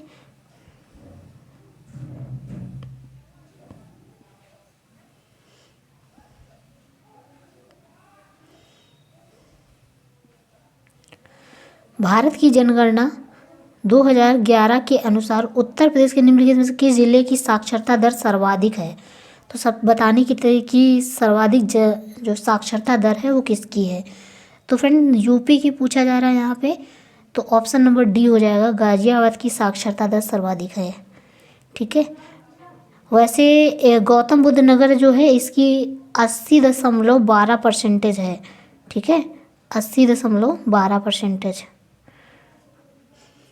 सबसे ज़्यादा गौतम बुद्ध नगर की है। उसके बाद 79.71 है कानपुर नगर की, फिर औरैया की है 78.95%, फिर इटावा की 41, फिर गाजियाबाद आपका लास्ट रहेगा, इसलिए ऑप्शन के रूप में गाजियाबाद दिया गया था, इसलिए इसका राइट आंसर गाजियाबाद डी हो जाएगा। नेक्स्ट क्वेश्चन देख लेते हैं। सो फ्रेंड्स, हमारा विश्व एवं भारत का भूगोल से संबंधित जो क्वेश्चन है उनको भी देख लेते हैं, जिसमें भारत के राज्यों में से कौन सा राज्य चावल का सर्वाधिक उत्पादन प्रति हेक्टेयर में करता है, ये बताना है फ्रेंड्स। तो इसका जो राइट आंसर है, देखिए चावल का प्रति हेक्टेयर, वैसे चावल का सर्वाधिक उत्पादन जो है ये आपका करता है पश्चिम बंगाल। पश्चिम बंगाल ही प्रथम स्थान पर है, लेकिन अगर प्रति हेक्टेयर की यहाँ पे बात कर रहे हैं तो इसका राइट आंसर डी हो जाएगा, पंजाब। ठीक है, नेक्स्ट क्वेश्चन देख लेते हैं। सूची 1 को 2 से सुमेलित करना है। फसल, पौधारोपण और सर्वाधिक उत्पादक राज्य। ठीक है, तो देख सकते हैं जूट का सर्वाधिक उत्पादन करने वाला जो राज्य है वो कौन सा है, तो देखिए पश्चिम बंगाल जो है जूट को सर्वाधिक उत्पादित करता है। चाय सबसे ज़्यादा असम में होती है, गन्ना सबसे ज़्यादा उत्तर प्रदेश में होता है, रबर सबसे ज़्यादा केरल में होता है। इस प्रकार अगर राइट आंसर देखा जाए कि क्या होगा, तो फ्रेंड्स आप देख सकते हैं इसका जो राइट आंसर है ये हो जाएगा आपका ए, यानी 4, 3, 2, 1 एकदम सही आंसर हो जाएगा। नेक्स्ट क्वेश्चन है, भारत के राज्यों में उत्तर प्रदेश निम्नलिखित में से किन फसलों का अग्रणी उत्पादक है। देखिए गेहूं, आलू, गन्ना, ये 3 जो है उत्तर प्रदेश में बहुत अधिक मात्रा में उत्पादित किया जाता है। इसका राइट आंसर बी हो जाएगा।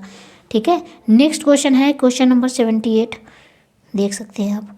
निम्नलिखित में से कौन सा कथन सही नहीं है, ये बताना है कि कौन सा सही नहीं है।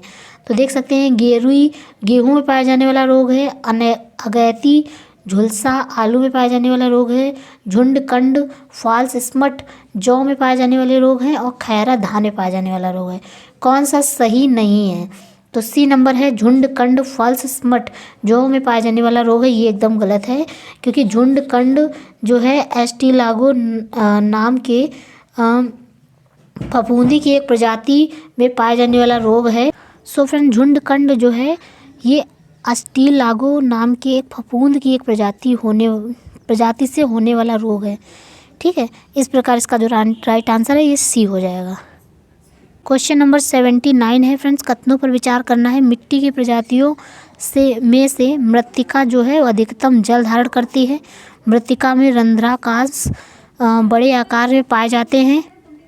सो फ्रेंड्स, इस प्रकार इसका जो राइट आंसर है ये हो जाएगा ऑप्शन नंबर सी, जिसमें ए सत्य है किंतु आर असत्य है। नेक्स्ट क्वेश्चन देख लेते हैं। विभिन्न प्रकार की मिट्टियों की जल धारण क्षमता का जो घटता हुआ क्रम है उसमें, तो देख सकते हैं आप मृत्तिका, गाद, बालू, सबसे ज़्यादा जल धारण करने वाली जो मिट्टी है ये आपकी मृत्तिका है, उसके बाद गाद, फिर बालू। इस प्रकार आंसर नंबर ए एकदम करेक्ट हो जाएगा। नेक्स्ट क्वेश्चन देख लेते हैं। सूची 1 को 2 से सुमेलित करना है। ठीक, सो फ्रेंड्स हमारा नेक्स्ट क्वेश्चन है क्वेश्चन नंबर 82, जिसमें घास के मैदान और कौन से देश से संबंधित है ये डिस्कस किया गया है। तो फ्रेंड्स आप देख सकते हैं पंपास, तो पंपास कहाँ पे है, तो पंपास यानी अर्जेंटीना। ठीक है, कैसे, देखिए अर्जेंटीना में पंपास घास के मैदान पाए जाते हैं, ध्यान रखिएगा। अब बात करते हैं पुस्टैज। ये पुस्टैज कहाँ पाए जाते हैं, तो ये आपके हो जाएंगे हंगरी में आपके पुस्टैज पाए जाते हैं। वेल्ड की यदि बात करते हैं तो वेल्ड हो जाएगा आपका दक्षिण अफ्रीका। ठीक है, नेक्स्ट है डाउन्स आपका ऑस्ट्रेलिया। इस प्रकार से इसका जो राइट आंसर है वो क्या हो जाएगा, चलिए देख लेते हैं। तो राइट आंसर हो जाएगा यानी कि पंपास हो जाएगा अर्जेंटीना, यानी पहले का 3 हो जाएगा। ठीक है, तो ऊपर के 2 ऑप्शन देख सकते हैं आप यहाँ पे, ऑप्शन नंबर ए ये वाला और ये, यानी ये दोनों जो हैं ये हैं। अब इसके बाद देख लेते हैं पुस्टैज जाएगा आपका हंगरी, यानी कि 4 हो जाएगा, सेकेंड का 4 यानी वेल्ड का हो जाएगा 2। इस प्रकार आंसर नंबर ए हो जाएगा आपका, फर्स्ट आंसर एकदम सही हो जाएगा। और डाउन्स आपका ऑस्ट्रेलिया में पड़ेगा। ठीक है, तो कुछ और घास के मैदान है, चलिए इनको भी रिवीजन कर लेते हैं। तो पंपास अर्जेंटीना हो गया, पुस्टैज हंगरी हो गया, वेल्ड आपका दक्षिण अफ्रीका हो गया, डाउन्स आपका ऑस्ट्रेलिया हो गया, सवाना आपका पूर्वी अफ्रीका हो गया, और स्टेपीज जो है ये आपका पड़ेगा पश्चिमी रूस या फिर मध्य एशिया बोल सकते हैं आप।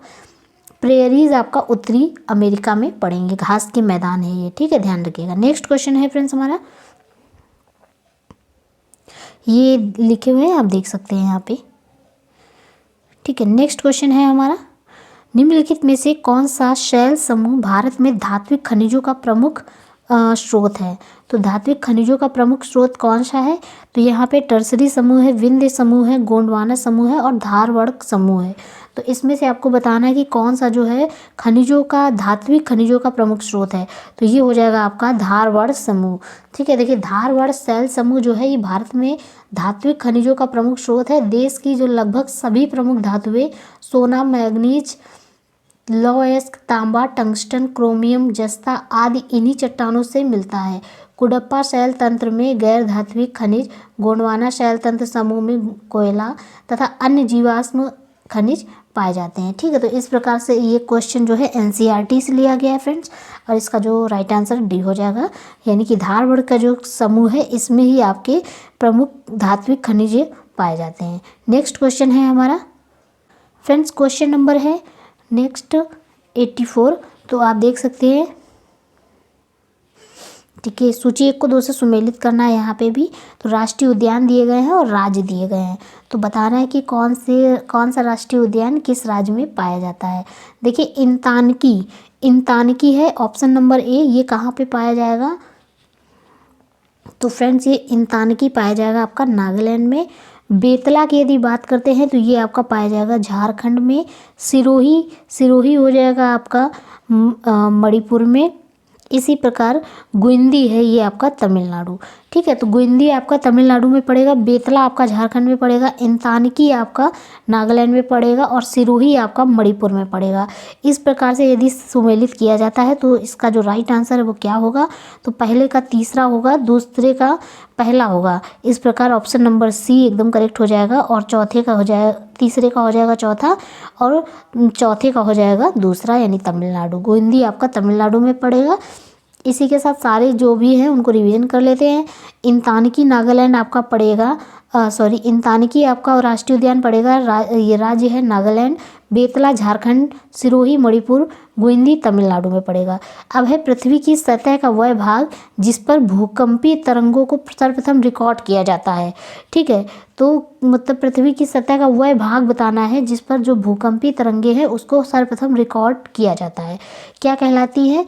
तो इसका जो राइट आंसर है ये हो जाएगा बी, यानी अधिकेंद्र। तो अधिकेंद्र होता है जैसे कि जिस जगह से भूकंप का कंपन प्रारंभ होता है उसे भूकंप मूल कहते हैं, तथा जहां सबसे पहले भूकंपी लहरों का अनुभव किया जाता है उसे अधिकेंद्र कहते हैं।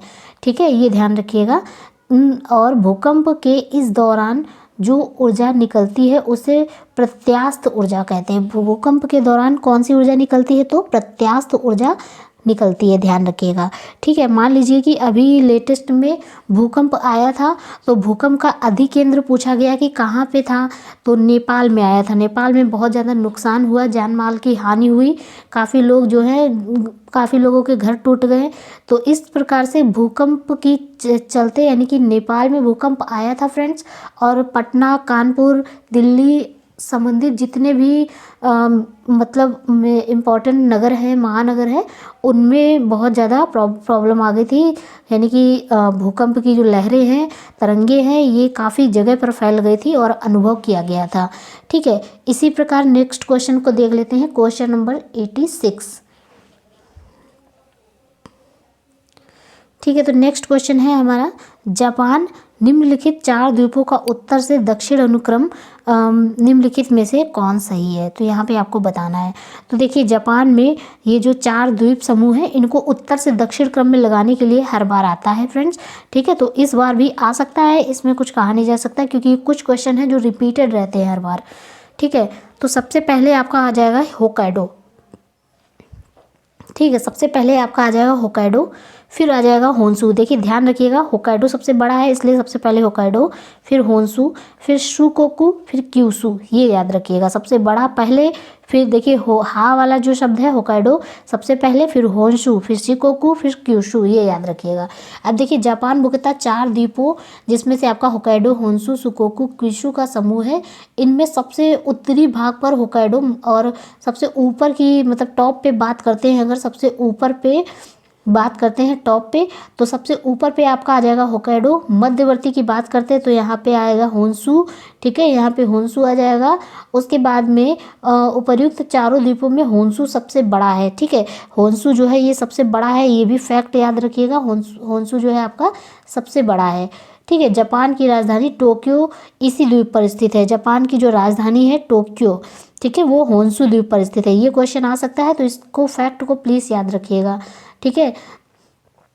और देख लीजिए, देखिए इनमें एक बार उसको और अच्छे से देख लेते हैं। देखिए इनमें सबसे उत्तरी भाग पर होक्काइडो है आपका, सबसे उत्तरी भाग पे आपका होक्काइडो है, और उसके मध्यवर्ती भाग में होन्शु है, ठीक है। दक्षिणी पश्चिमी भाग पर शुकोकु है और क्यूशु है, ये याद रखिएगा, ठीक है। नेक्स्ट क्वेश्चन है हमारा,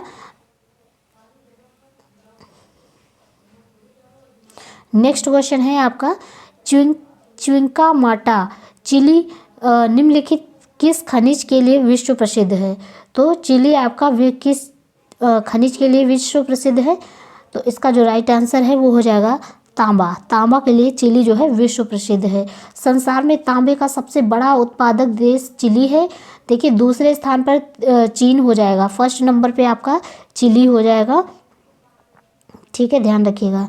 और दूसरे स्थान पे आपका हो जाएगा चाइना, ठीक है, दूसरे स्थान पे आपका हो जाएगा चाइना, ठीक है। और उसके बाद में तीसरे स्थान पर आपका हो जाएगा पेरू। दक्षिण अमेरिका के एंडीज पर्वतीय क्षेत्र में बृहत पोर्फिरी तांबा निक्षेप मिलते हैं। उत्तरी चिली में आपका महत्वपूर्ण तांबे की जो खान है जिसका नाम है क्विका माटा, ठीक है, चिक्वी कमाटा जो है ये आपकी चीन में है, चिली में है। वो भी कौन सी जगह पे, उत्तरी चिली पे है, याद रखिएगा, ठीक है। चिली आप लोग मैप में इमेजिन कर सकते होंगे कि चिली कहाँ पे स्थित है। तो फ्रेंड जो आपका अमेरिका का मैप है जिसमें दक्षिण अमेरिका की बात करते हैं, तो दक्षिण अमेरिका में एकदम जस्ट नीचे मिर्ची की जैसा ही चिली बना हुआ है। हम मैप बना के यहाँ पे आपको बता देते हैं, जस्ट वेट।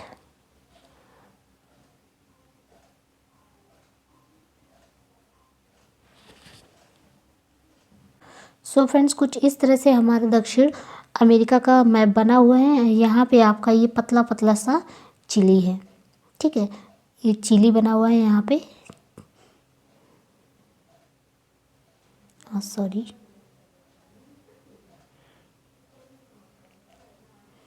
ठीक है। तो ये जो चिली वाला एरिया है ये वाला, ठीक है, इसी पे आपका चिली है, ठीक है। नेक्स्ट क्वेश्चन देख लेते हैं। नेक्स्ट क्वेश्चन है पहाड़ियाँ और राज्य, ठीक है, ध्यान रखिएगा। तो गारो जो पहाड़ियाँ हैं ये कहाँ पे हैं, तो आपको अच्छे से पता होगा फ्रेंड्स। गारो, खासी, जयंतिया 3 पहाड़ियाँ हैं जो कि आपकी मेघालय राज्य में स्थित हैं, ठीक है। वहीं कोल्लई मलाई की यदि बात करते हैं तो जैसा कि नाम से ही आपको पता चल रहा है कोल्लई मलाई ये जो होगा आपका तमिलनाडु में पड़ेगा, यानी कि सी का हो जाएगा 2। इसी प्रकार अगर हम डालमा की बात करते हैं तो डालमा हो जाएगा आपका झारखंड, और मिडी की जो पहाड़ियाँ हैं ये आपकी हो जाएंगी अरुणाचल प्रदेश में, ठीक है। तो इस तरह से आप पहाड़ियों को भी ध्यान रखेंगे क्योंकि पहाड़ियों का जो टॉपिक है ये भी काफ़ी इंपॉर्टेंट है और परीक्षा में लगभग पूछा जाता रहता है हर समय। तो इसका राइट आंसर देख लेते हैं फ्रेंड्स क्या हो सकता है। तो जैसा कि देख सकते हैं आप, गारो जो होता है ये आपका मेघालय में, गारो, खासी, जयंतिया आपकी मेघालय में पड़ेंगी।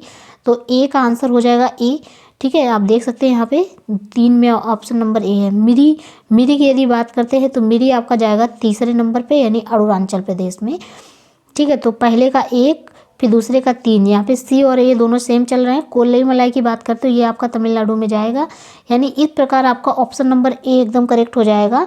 और डालमा आपका झारखंड जाएगा, यानी कि यहाँ पे आप सही सुमेलित है, देख सकते हैं आप। नेक्स्ट क्वेश्चन है फ्रेंड्स हमारा, चलिए देख लेते हैं नेक्स्ट क्वेश्चन क्या है। देखिए भारत में तटीय राज्यों की संख्या, तो भारत में तटीय राज्यों की संख्या कितनी है, तो टोटल 9 है। अगर बात करते हैं कि कौन कौन से राज्य हैं जो तटीय हैं भारत में, 9 कौन से राज्य हैं, तो चलिए देख लेते हैं कौन कौन से राज्य हैं जो तटीय राज्य हैं। सो फ्रेंड्स कुछ है ये इस तरह का हमारा भारत का दक्षिणी मैप, जिसमें आप देख सकते हैं गुजरात, ठीक है, एक राज्य हो गया। उसके बाद में यहाँ पे आपका पड़ेगा महाराष्ट्र, फिर यहाँ पे आपका गोवा, ठीक है, कर्नाटक, केरला, तमिलनाडु, ठीक है, उसके बाद आंध्र प्रदेश और उसके बाद ओडिशा, फिर हमारा वेस्ट बंगाल।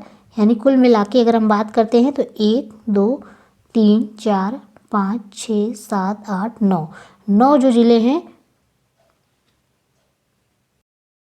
सो फ्रेंड, जो 9 राज्य हैं ये राज्य पूरे हैं जो कि भारत के तटीय राज्य हैं, ठीक है। इस तरह से आप ध्यान रखिएगा। मैप के थ्रू आप चीज़ों को ज़्यादा याद कर सकते हैं ज़्यादा देर तक।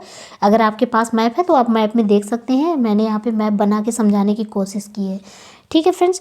तो आप देख सकते हैं अपने यहाँ पे, अगर आपके पास मैप है तो देख सकते हैं कि भारत में तटीय राज्यों की संख्या 9 है, जिसमें से आपका हो जाएगा गुजरात, महाराष्ट्र, गोवा, कर्नाटक, केरल, तमिलनाडु, आंध्र प्रदेश, ओडिशा तथा पश्चिम बंगाल है।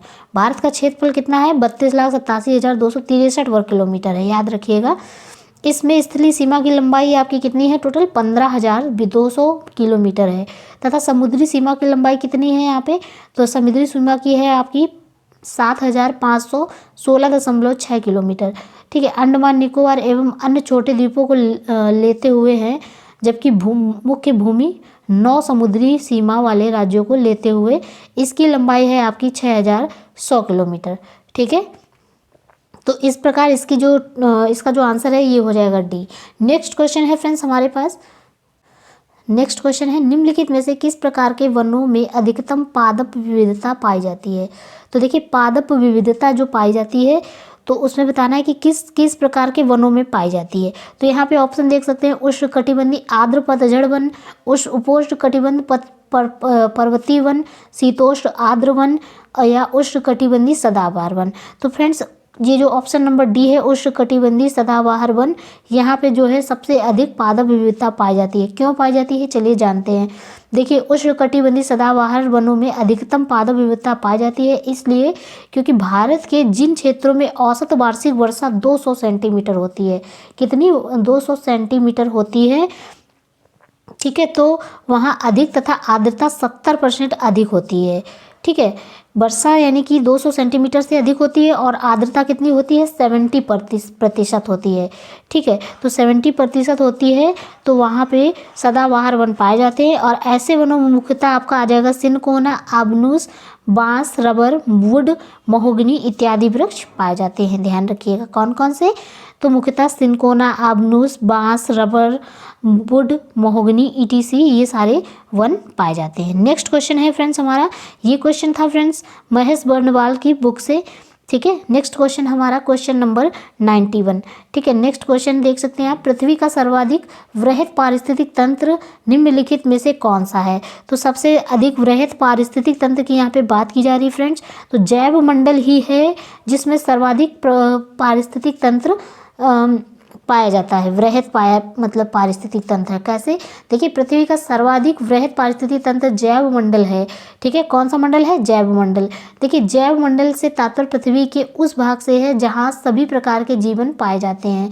पृथ्वी के 3 परिमंडल हैं, जिसमें आपका स्थल मंडल, जल मंडल, वायुमंडल है, और इन तीनों को सम्मिलित रूप से जैव मंडल कहा जाता है, ठीक है। ध्यान रखिएगा, स्थल मंडल, जलमंडल और वायुमंडल तीनों को मिलाकर जैव मंडल कहा जाता है। नेक्स्ट क्वेश्चन है फ्रेंड्स हमारा क्वेश्चन नंबर 92, इसको भी देख लेते हैं। तो क्वेश्चन नंबर 92 है आपके सामने, जिसमें आप देख सकते हैं, भारत के निम्नलिखित में से किस राज्यों में थारू जनजाति निवास कर रही है?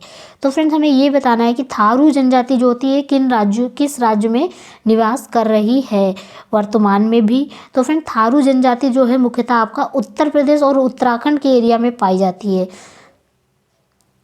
पहले फ्रेंड्स हमारा जो उत्तर प्रदेश था वो उत्तराखंड को मिलाकर एक बड़ा राज्य था, लेकिन बाद में उत्तराखंड को डिवाइड कर दिया गया, अलग कर दिया गया, तो उत्तराखंड और उत्तर प्रदेश अलग अलग 2 राज्य बन गए, ठीक है। तो इस प्रकार से उत्तराखंड और उत्तर प्रदेश में ही थारू जनजाति निवास कर रही है।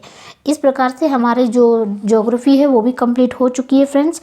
हम करंट अफेयर्स की ये क्वेश्चंस नहीं डिस्कस करेंगे क्योंकि करंट अफेयर जो है लेटेस्ट का आएगा, इसलिए अब हम लोग कुछ इंपॉर्टेंट चीज़ें और रह गई हैं, इनको भी देख लेते हैं, ठीक है। नेक्स्ट क्वेश्चन, ठीक है। नेक्स्ट क्वेश्चन फ्रेंड्स हमारी मानसिक योग्यता से संबंधित है, जिसमें आप जिसको रीजनिंग कह सकते हैं, ठीक है।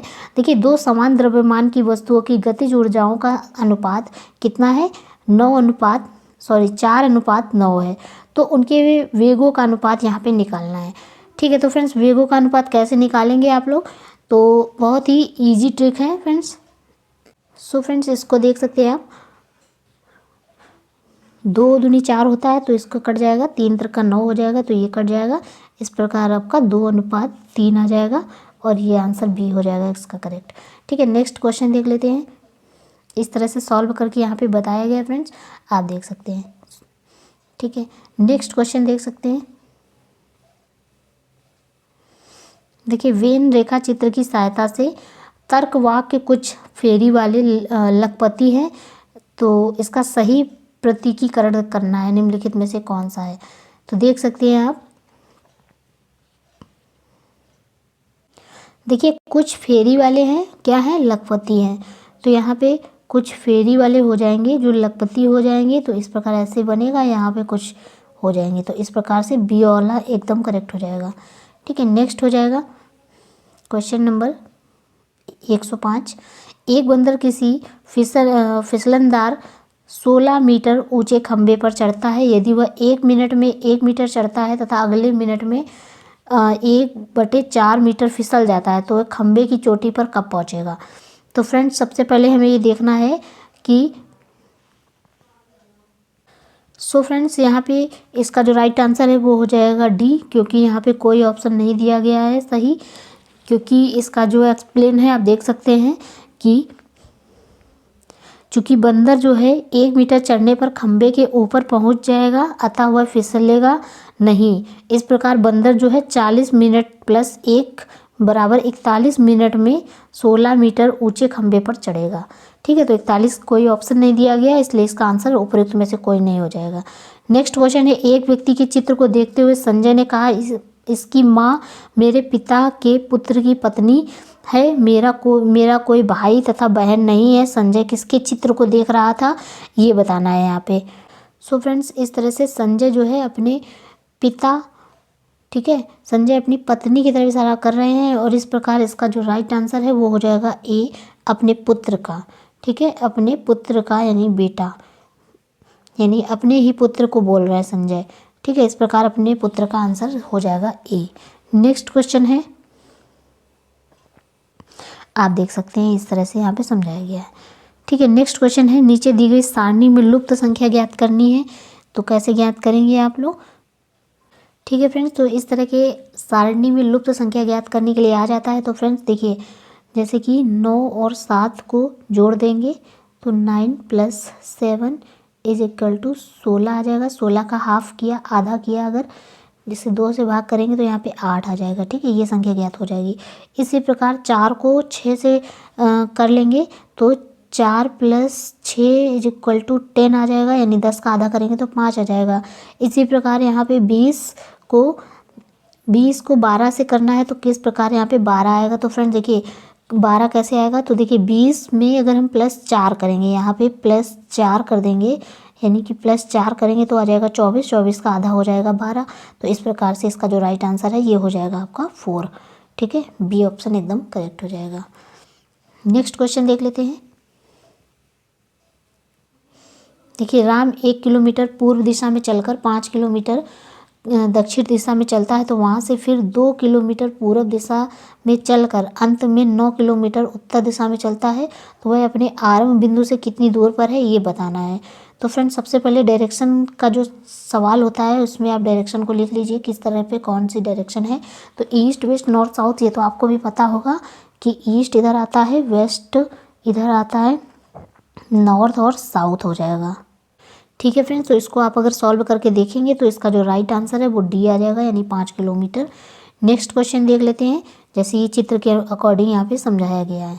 ठीक है, नेक्स्ट क्वेश्चन यहाँ पे देख लेते हैं, निम्नलिखित अनुक्रम में लुप्त संख्या ज्ञात करनी है, तो इसको कैसे ज्ञात करेंगे।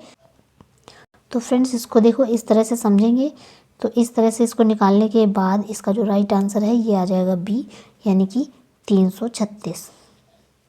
नेक्स्ट क्वेश्चन देख लेते हैं, यदि कुछ संत शहीद थे सत्य हैं, तो तर्क वाक्य कुछ शहीद असंत नहीं थे कि सत्य तथा अथवा असत्य होने के बाद बारे में क्या अनुमान किया जा सकता है। इसका 11 का आंसर क्या होगा, 110 का तो इसका जो राइट आंसर हो जाएगा बी यानी सत्य। ठीक है, नेक्स्ट क्वेश्चन है, किसी कूट भाषा में सिस्टर और कार को क्रमशः ये लिखा जाता है। ठीक है, देख सकते हैं। तो यहाँ पे इसमें से आपको कूट निकालना पड़ेगा कि कौन सा है। सो फ्रेंड्स, इसका जो राइट आंसर है ये हो जाएगा ARREST। इसको आप सॉल्व कर सकते हैं कुछ इस तरह से। ठीक है, नेक्स्ट क्वेश्चन देख लेते हैं। नीचे दिए गए चित्र में कितने वर्ग उपस्थित हैं, यदि इन पे देख लेते हैं। तो इस तरह से कुछ क्वेश्चन फ्रेंड्स रीजनिंग के आते हैं, आप लोग देख के इनको सॉल्व कर सकते हैं सेल्फ ही। ठीक है, बहुत ज़्यादा कठिन नहीं आता है, बहुत ही सरल आता है, आप इनको सॉल्व कर सकते हैं। ठीक है, अब हमारे कुछ खेल और पुरस्कार से संबंधित प्रश्न, चलिए इनको हम लोग देख लेते हैं। देखिए, भारतीय जिम्नास्ट का नाम बताइए जिसने फरवरी 2018 में जिम्नास्टिक विश्व कप में पहली बार व्यक्तिगत पदक जीतकर इतिहास रचा था। तो फ्रेंड्स, ये आपका ए ऑप्शन हो जाएगा, जिसमें अरुणा बुद्धा रेड्डी हो जाएंगे। नेक्स्ट क्वेश्चन है, देखिए, सुल्तान अजलान शाह कप 2018 जीता था। तो ये फ्रेंड्स करंट अफेयर से संबंधित क्वेश्चन है, इनको भी पढ़ने की जरूरत नहीं, क्योंकि लेटेस्ट जो मुद्दा चल रहा है वो इम्पोर्टेंट होगा। ठीक है, अब ये भी इम्पोर्टेंट नहीं है, ये सभी प्रश्न करंट अफेयर से जुड़े हुए हैं। ठीक है, तो इनको पढ़ने का, अब हम स्टेट स्पेशल के देख लेते हैं फ्रेंड्स, ये इंपॉर्टेंट है। तो देख सकते हैं आप, उत्तर प्रदेश स्पेशल से संबंधित जो क्वेश्चन है इनको देख लेते हैं। भारतीय सब्जी अनुसंधान संस्थान कहाँ पे स्थित है, तो कौन सा सही सुमेलित नहीं है ये बताना है। देखिए, भारतीय दलहन अनुसंधान संस्थान ये आपका कानपुर में है, एकदम सही है। ठीक है, ठीक है, और भारतीय सब्जी अनुसंधान संस्थान आपका वाराणसी में है, एकदम सही है। केंद्रीय उपोष्ण उद्यान अनुसंधान संस्थान आपका ये पड़ेगा आपका लखनऊ में। ठीक है, ये गलत है, यहाँ पे श्रीनगर नहीं होगा। ठीक है, यहाँ पे लखनऊ होगा, लखनऊ इसका सही आंसर होगा। ठीक है, लखनऊ इसका सही आंसर होगा। वहीं भारतीय गन्ना अनुसंधान संस्थान ये लखनऊ में पड़ेगा। तो इस प्रकार से ऑप्शन नंबर बी एकदम सही हो जाएगा। नेक्स्ट क्वेश्चन देख लेते हैं फ्रेंड्स। प्रथम दीनदयाल हस्तकला संकुल व्यापार सुविधा केंद्र अवस्थित है, कहाँ पे अवस्थित है, तो ये फ्रेंड्स वाराणसी में अवस्थित है। ठीक है, प्रधानमंत्री नरेंद्र मोदी ने 22 सितंबर 2017 को वाराणसी के बड़े लालपुर में हस्तशिल्प के लिए एक व्यापार सुविधा केंद्र दीनदयाल हस्तकला संकुल का उद्घाटन किया था। ठीक है, क्वेश्चन नंबर 26 देख सकते हैं आप, जिसमें पंडित दीनदयाल उपाध्याय पशु चिकित्सा विज्ञान विश्वविद्यालय और एवं गौ रक्षा अनुसंधान संस्थान कहाँ पे अवस्थित है, तो ये है आपका मथुरा में। ध्यान रखिएगा, गौ से संबंधित है इसलिए मथुरा में हो जाएगा। नेक्स्ट है, नोएडा उत्तर प्रदेश के किस जिले में अवस्थित है, तो फ्रेंड्स नोएडा जो है आपका ये है गौतम बुद्ध नगर में, ध्यान रखिएगा। नेक्स्ट क्वेश्चन है हमारा, उत्तर प्रदेश ये बजट से संबंधित है, तो बजट से संबंधित क्वेश्चन करंट अफेयर्स में आ जाएगा। देखिए, निम्नलिखित कथनों पर विचार करना है। भोजपुरी पूर्वी उत्तर प्रदेश की लोक भाषा है, पूर्वी उत्तर प्रदेश के लोग अन्य भाषाओं से असहज होते हैं। तो इस प्रकार इसका जो राइट आंसर है ये क्या होगा, तो राइट आंसर सी होगा। यहाँ पे ए सही है परंतु आर गलत है। ठीक है, ध्यान रखिएगा। नेक्स्ट क्वेश्चन है हमारा, उत्तर प्रदेश का कौन सा जनपद जो है दशहरी आम का सर्वोच्च उत्पादक है, तो फ्रेंड दशहरी आम का सर्वोच्च उत्पादक आपका लखनऊ है, एकदम करेक्ट आंसर हो जाएगा। नेक्स्ट क्वेश्चन देख लेते हैं हमारा। देखिए, उत्तर प्रदेश में निम्नलिखित में से कौन सा शहर है जो निर्यात विकास केंद्र नहीं है। ठीक है, तो कौन सा शहर है, तो यहाँ पे इसका आंसर बताना है। तो इसका जो राइट आंसर है ये हो जाएगा इलाहाबाद। इलाहाबाद जो है ये शहर निर्यात विकास केंद्र नहीं है, बाकी आगरा, खुर्जा और मेरठ हैं, याद रखिएगा। ठीक है, इसका एक्सप्लेन देख सकते हैं आप कि उत्तर प्रदेश में इलाहाबाद जनपद निर्यात विकास केंद्र नहीं है, जबकि आगरा चमड़े के उत्पाद, खुर्जा जो है मिट्टी के बर्तन और मेरठ खेल के सामान के लिए निर्यात विकास केंद्र है, ध्यान रखिएगा। इस तरह से देख सकते हैं। उत्तर प्रदेश के लोकायुक्त की पद धारण अवधि कितने वर्ष की है, तो ये फ्रेंड्स बिल्कुल ध्यान रखिएगा 8 वर्ष की है। बहुत ही इम्पॉर्टेंट क्वेश्चन है, आ सकता है परीक्षा में। नेक्स्ट क्वेश्चन है, निम्नलिखित कथनों पर विचार करना है। कन्नौज इत्र का शहर है, कन्नौज शहर के सभी निवासियों के यहाँ इत्र का उद्योग है। तो इसका जो राइट आंसर है ये क्या हो जाएगा, इसका राइट आंसर हो जाएगा सी। देखिए, सी इसका राइट आंसर है, क्यों, क्योंकि ए सही है किंतु आर गलत है। क्योंकि देखिए कन्नौज इत्र की नगर है या इत्र की नगरी है या शहर है, तो ये एकदम सही है। लेकिन ये ज़रूरी थोड़ी ना है कि हर व्यक्ति वहाँ का इत्र का उद्योग करता है ना। तो इस प्रकार इसका जो राइट आंसर है ये हो जाएगा सी। ठीक है, नेक्स्ट क्वेश्चन देख लेते हैं। देखिए, उत्तर प्रदेश में सिंगल विंडो क्लियरेंस विभाग के निम्नलिखित उद्देश्यों पर विचार कीजिए और नीचे दिए गए कोट में सही उत्तर का चुनाव। देखिए, औद्योगिक अपशिष्ट प्रबंधन, औद्योगिक अनुमोदन। ठीक है, तो इस प्रकार से इसका जो राइट आंसर है ये क्या होगा, बी हो जाएगा, केवल 2 सही है। नेक्स्ट क्वेश्चन है, देखिए, उत्तर प्रदेश में प्रसिद्ध ठुमरी गायिका गिरजा देवी, इनका जन्म किस शहर में हुआ है, उत्तर प्रदेश के किस शहर में हुआ है। ठीक है, ये ठुमरी गायिका हैं, इनका नाम है गिरजा देवी। ठीक है, तो ये है वाराणसी की रहने वाली, ध्यान रखिएगा, वाराणसी की रहने वाली है। ठीक है, इनका एक्सप्लेन देख सकते हैं। प्रसिद्ध ठुमरी गायिका हैं गिरजा देवी, जिनका जन्म बनारस शहर में 8 मई 1929 को जमींदार रामदेव राय के घर हुआ था। ये बनारस घराना की एक प्रसिद्ध भारतीय शास्त्रीय गायिका हैं। नेक्स्ट क्वेश्चन है, उत्तर प्रदेश का सबसे पूर्वी शहर निम्नलिखित में से कौन सा है। तो उत्तर प्रदेश का सबसे पूर्वी शहर कौन सा है, तो बलिया है, एकदम ध्यान रखिएगा, ये बहुत इंपॉर्टेंट है। और पश्चिमी सबसे, तो ये शामली होगा। ठीक है, तो ध्यान रखिएगा, शामली सबसे पश्चिमी रहेगा। नेक्स्ट है, निम्नलिखित में से कौन सा युग्म सही सुमेलित नहीं है। देखिए, वाराणसी जो है ये आपका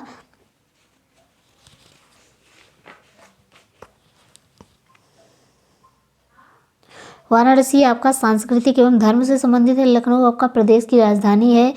झांसी जो है ये औद्योगिक केंद्र नहीं है बल्कि एक ऐतिहासिक शहर है, याद रखिएगा, रानी लक्ष्मीबाई से संबंधित है, यानी कि एक ऐतिहासिक शहर है।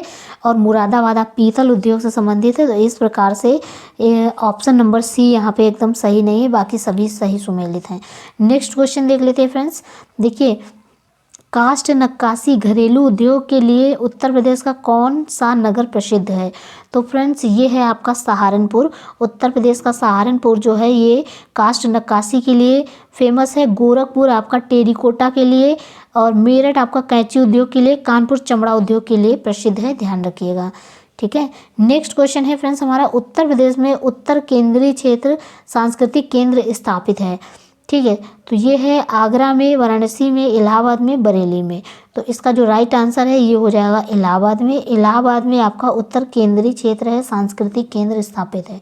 ठीक है, ठीक है, कुछ चीज़ें और देख लेते हैं। देखिए, उत्तर प्रदेश के इलाहाबाद जिले में उत्तर केंद्रीय क्षेत्र सांस्कृतिक केंद्र स्थापित है। अन्य सांस्कृतिक केंद्र हैं, देखिए, पूर्वी क्षेत्रीय सांस्कृतिक केंद्र है कोलकाता, पश्चिमी क्षेत्र सांस्कृतिक केंद्र उदयपुर, उत्तर क्षेत्र सांस्कृतिक केंद्र है पटियाला, और दक्षिण केंद्र सांस्कृतिक क्षेत्र है तंजावुर, और उत्तर प्रदेश क्षेत्र जो सांस्कृतिक केंद्र है इलाहाबाद। ये याद रखिएगा, ये काफ़ी इंपॉर्टेंट क्वेश्चन है, परीक्षा में पूछा जा सकता है, आप देख सकते हैं इसको अच्छे से। ठीक है, तो ये कोलकाता जो है आपका ये पूर्वी क्षेत्रीय सांस्कृतिक केंद्र है, पश्चिमी के लिए उदयपुर, उत्तर में पटियाला, दक्षिण में तंजावुर, और उत्तर प्रदेश का इलाहाबाद है, याद रखिएगा। ठीक है, नेक्स्ट क्वेश्चन है, उत्तर प्रदेश को भारत का शक्कर का कटोरा कहा जाता है, क्यों कहा जाता है, इसको स्पष्ट करने के लिए निम्नलिखित कथनों को दिया गया है। उत्तर प्रदेश में गन्ना का सर्वाधिक उत्पादन होता है, ये एकदम सही है। उत्तर प्रदेश में गन्ना अभियांत्रिकी शिक्षा संस्थान है। ठीक है, नेक्स्ट है ये भी सही है। उत्तर प्रदेश में चीनी मिलों की संख्या सर्वाधिक है, तो ये गलत है। उत्तर प्रदेश में नहीं बल्कि महाराष्ट्र में चीनी मिलों की संख्या सर्वाधिक है, तो ये ध्यान रखिएगा, ये फैक्ट है, काफ़ी इंपॉर्टेंट है, याद करिएगा। ठीक है, नेक्स्ट है, उत्तर प्रदेश में गन्ना उत्पादकों की संख्या सर्वाधिक है, तो ये फ्रेंड्स एकदम सही है। इस प्रकार ऑप्शन नंबर आपका हो जाएगा 1, 2 और 3। ठीक है, अब देख सकते हैं आप, चीनी मिलों की संख्या सर्वाधिक महाराष्ट्र में है। ठीक है, बाकी चीज़ें आप देख सकते हैं। ठीक है, तो इस प्रकार से हमारी जो आज की सीरीज़ है ये कंप्लीट हो गई है फ्रेंड्स। ठीक है, तो हमने यहाँ पे डिस्कस कर लिया है जो कि 2017 का प्री पेपर था। ठीक है, 2017 का था, जो कि आपका 2018 में कंडक्ट कराया गया था। ठीक है, इसी के सामान्य हिंदी का जो पेपर है जिसमें आपके 60 क्वेश्चन होंगे हिंदी के। तो फ्रेंड्स, हिंदी की सीरीज़ जो है ये आपको कल मिलेगी, और बाकी ये वीडियो आपको ये वीडियो आपको प्रोवाइड करवा दिया गया है। हिंदी की सीरीज़ आपको कल प्रोवाइड करवा दी जाएगी। ठीक है फ्रेंड्स, इसी के साथ मिलते हैं आपसे नेक्स्ट वीडियो में। वीडियो अगर आपको पसंद आया हो तो प्लीज़ चैनल को सब्सक्राइब कीजिएगा, वीडियो को लाइक कीजिएगा। ठीक है फ्रेंड्स, और अपने फ्रेंड्स तक शेयर कीजिएगा। जितने भी लोग हैं RO की परीक्षा दे रहे हैं, उनसे संबंधित आप लोग प्लीज़ उन तक ये वीडियो ज़रूर पहुंचाइएगा। ठीक है फ्रेंड्स, इसी के साथ अगर आपको सीरीज़ पसंद आती है तो प्लीज़ कमेंट करके बताइएगा, ताकि आगे आने वाली जो वीडियोस हैं वो आपके लिए लेकर आ सकें। ठीक है फ्रेंड्स, मिलते हैं नेक्स्ट वीडियो में, तब तक के लिए जय हिंद।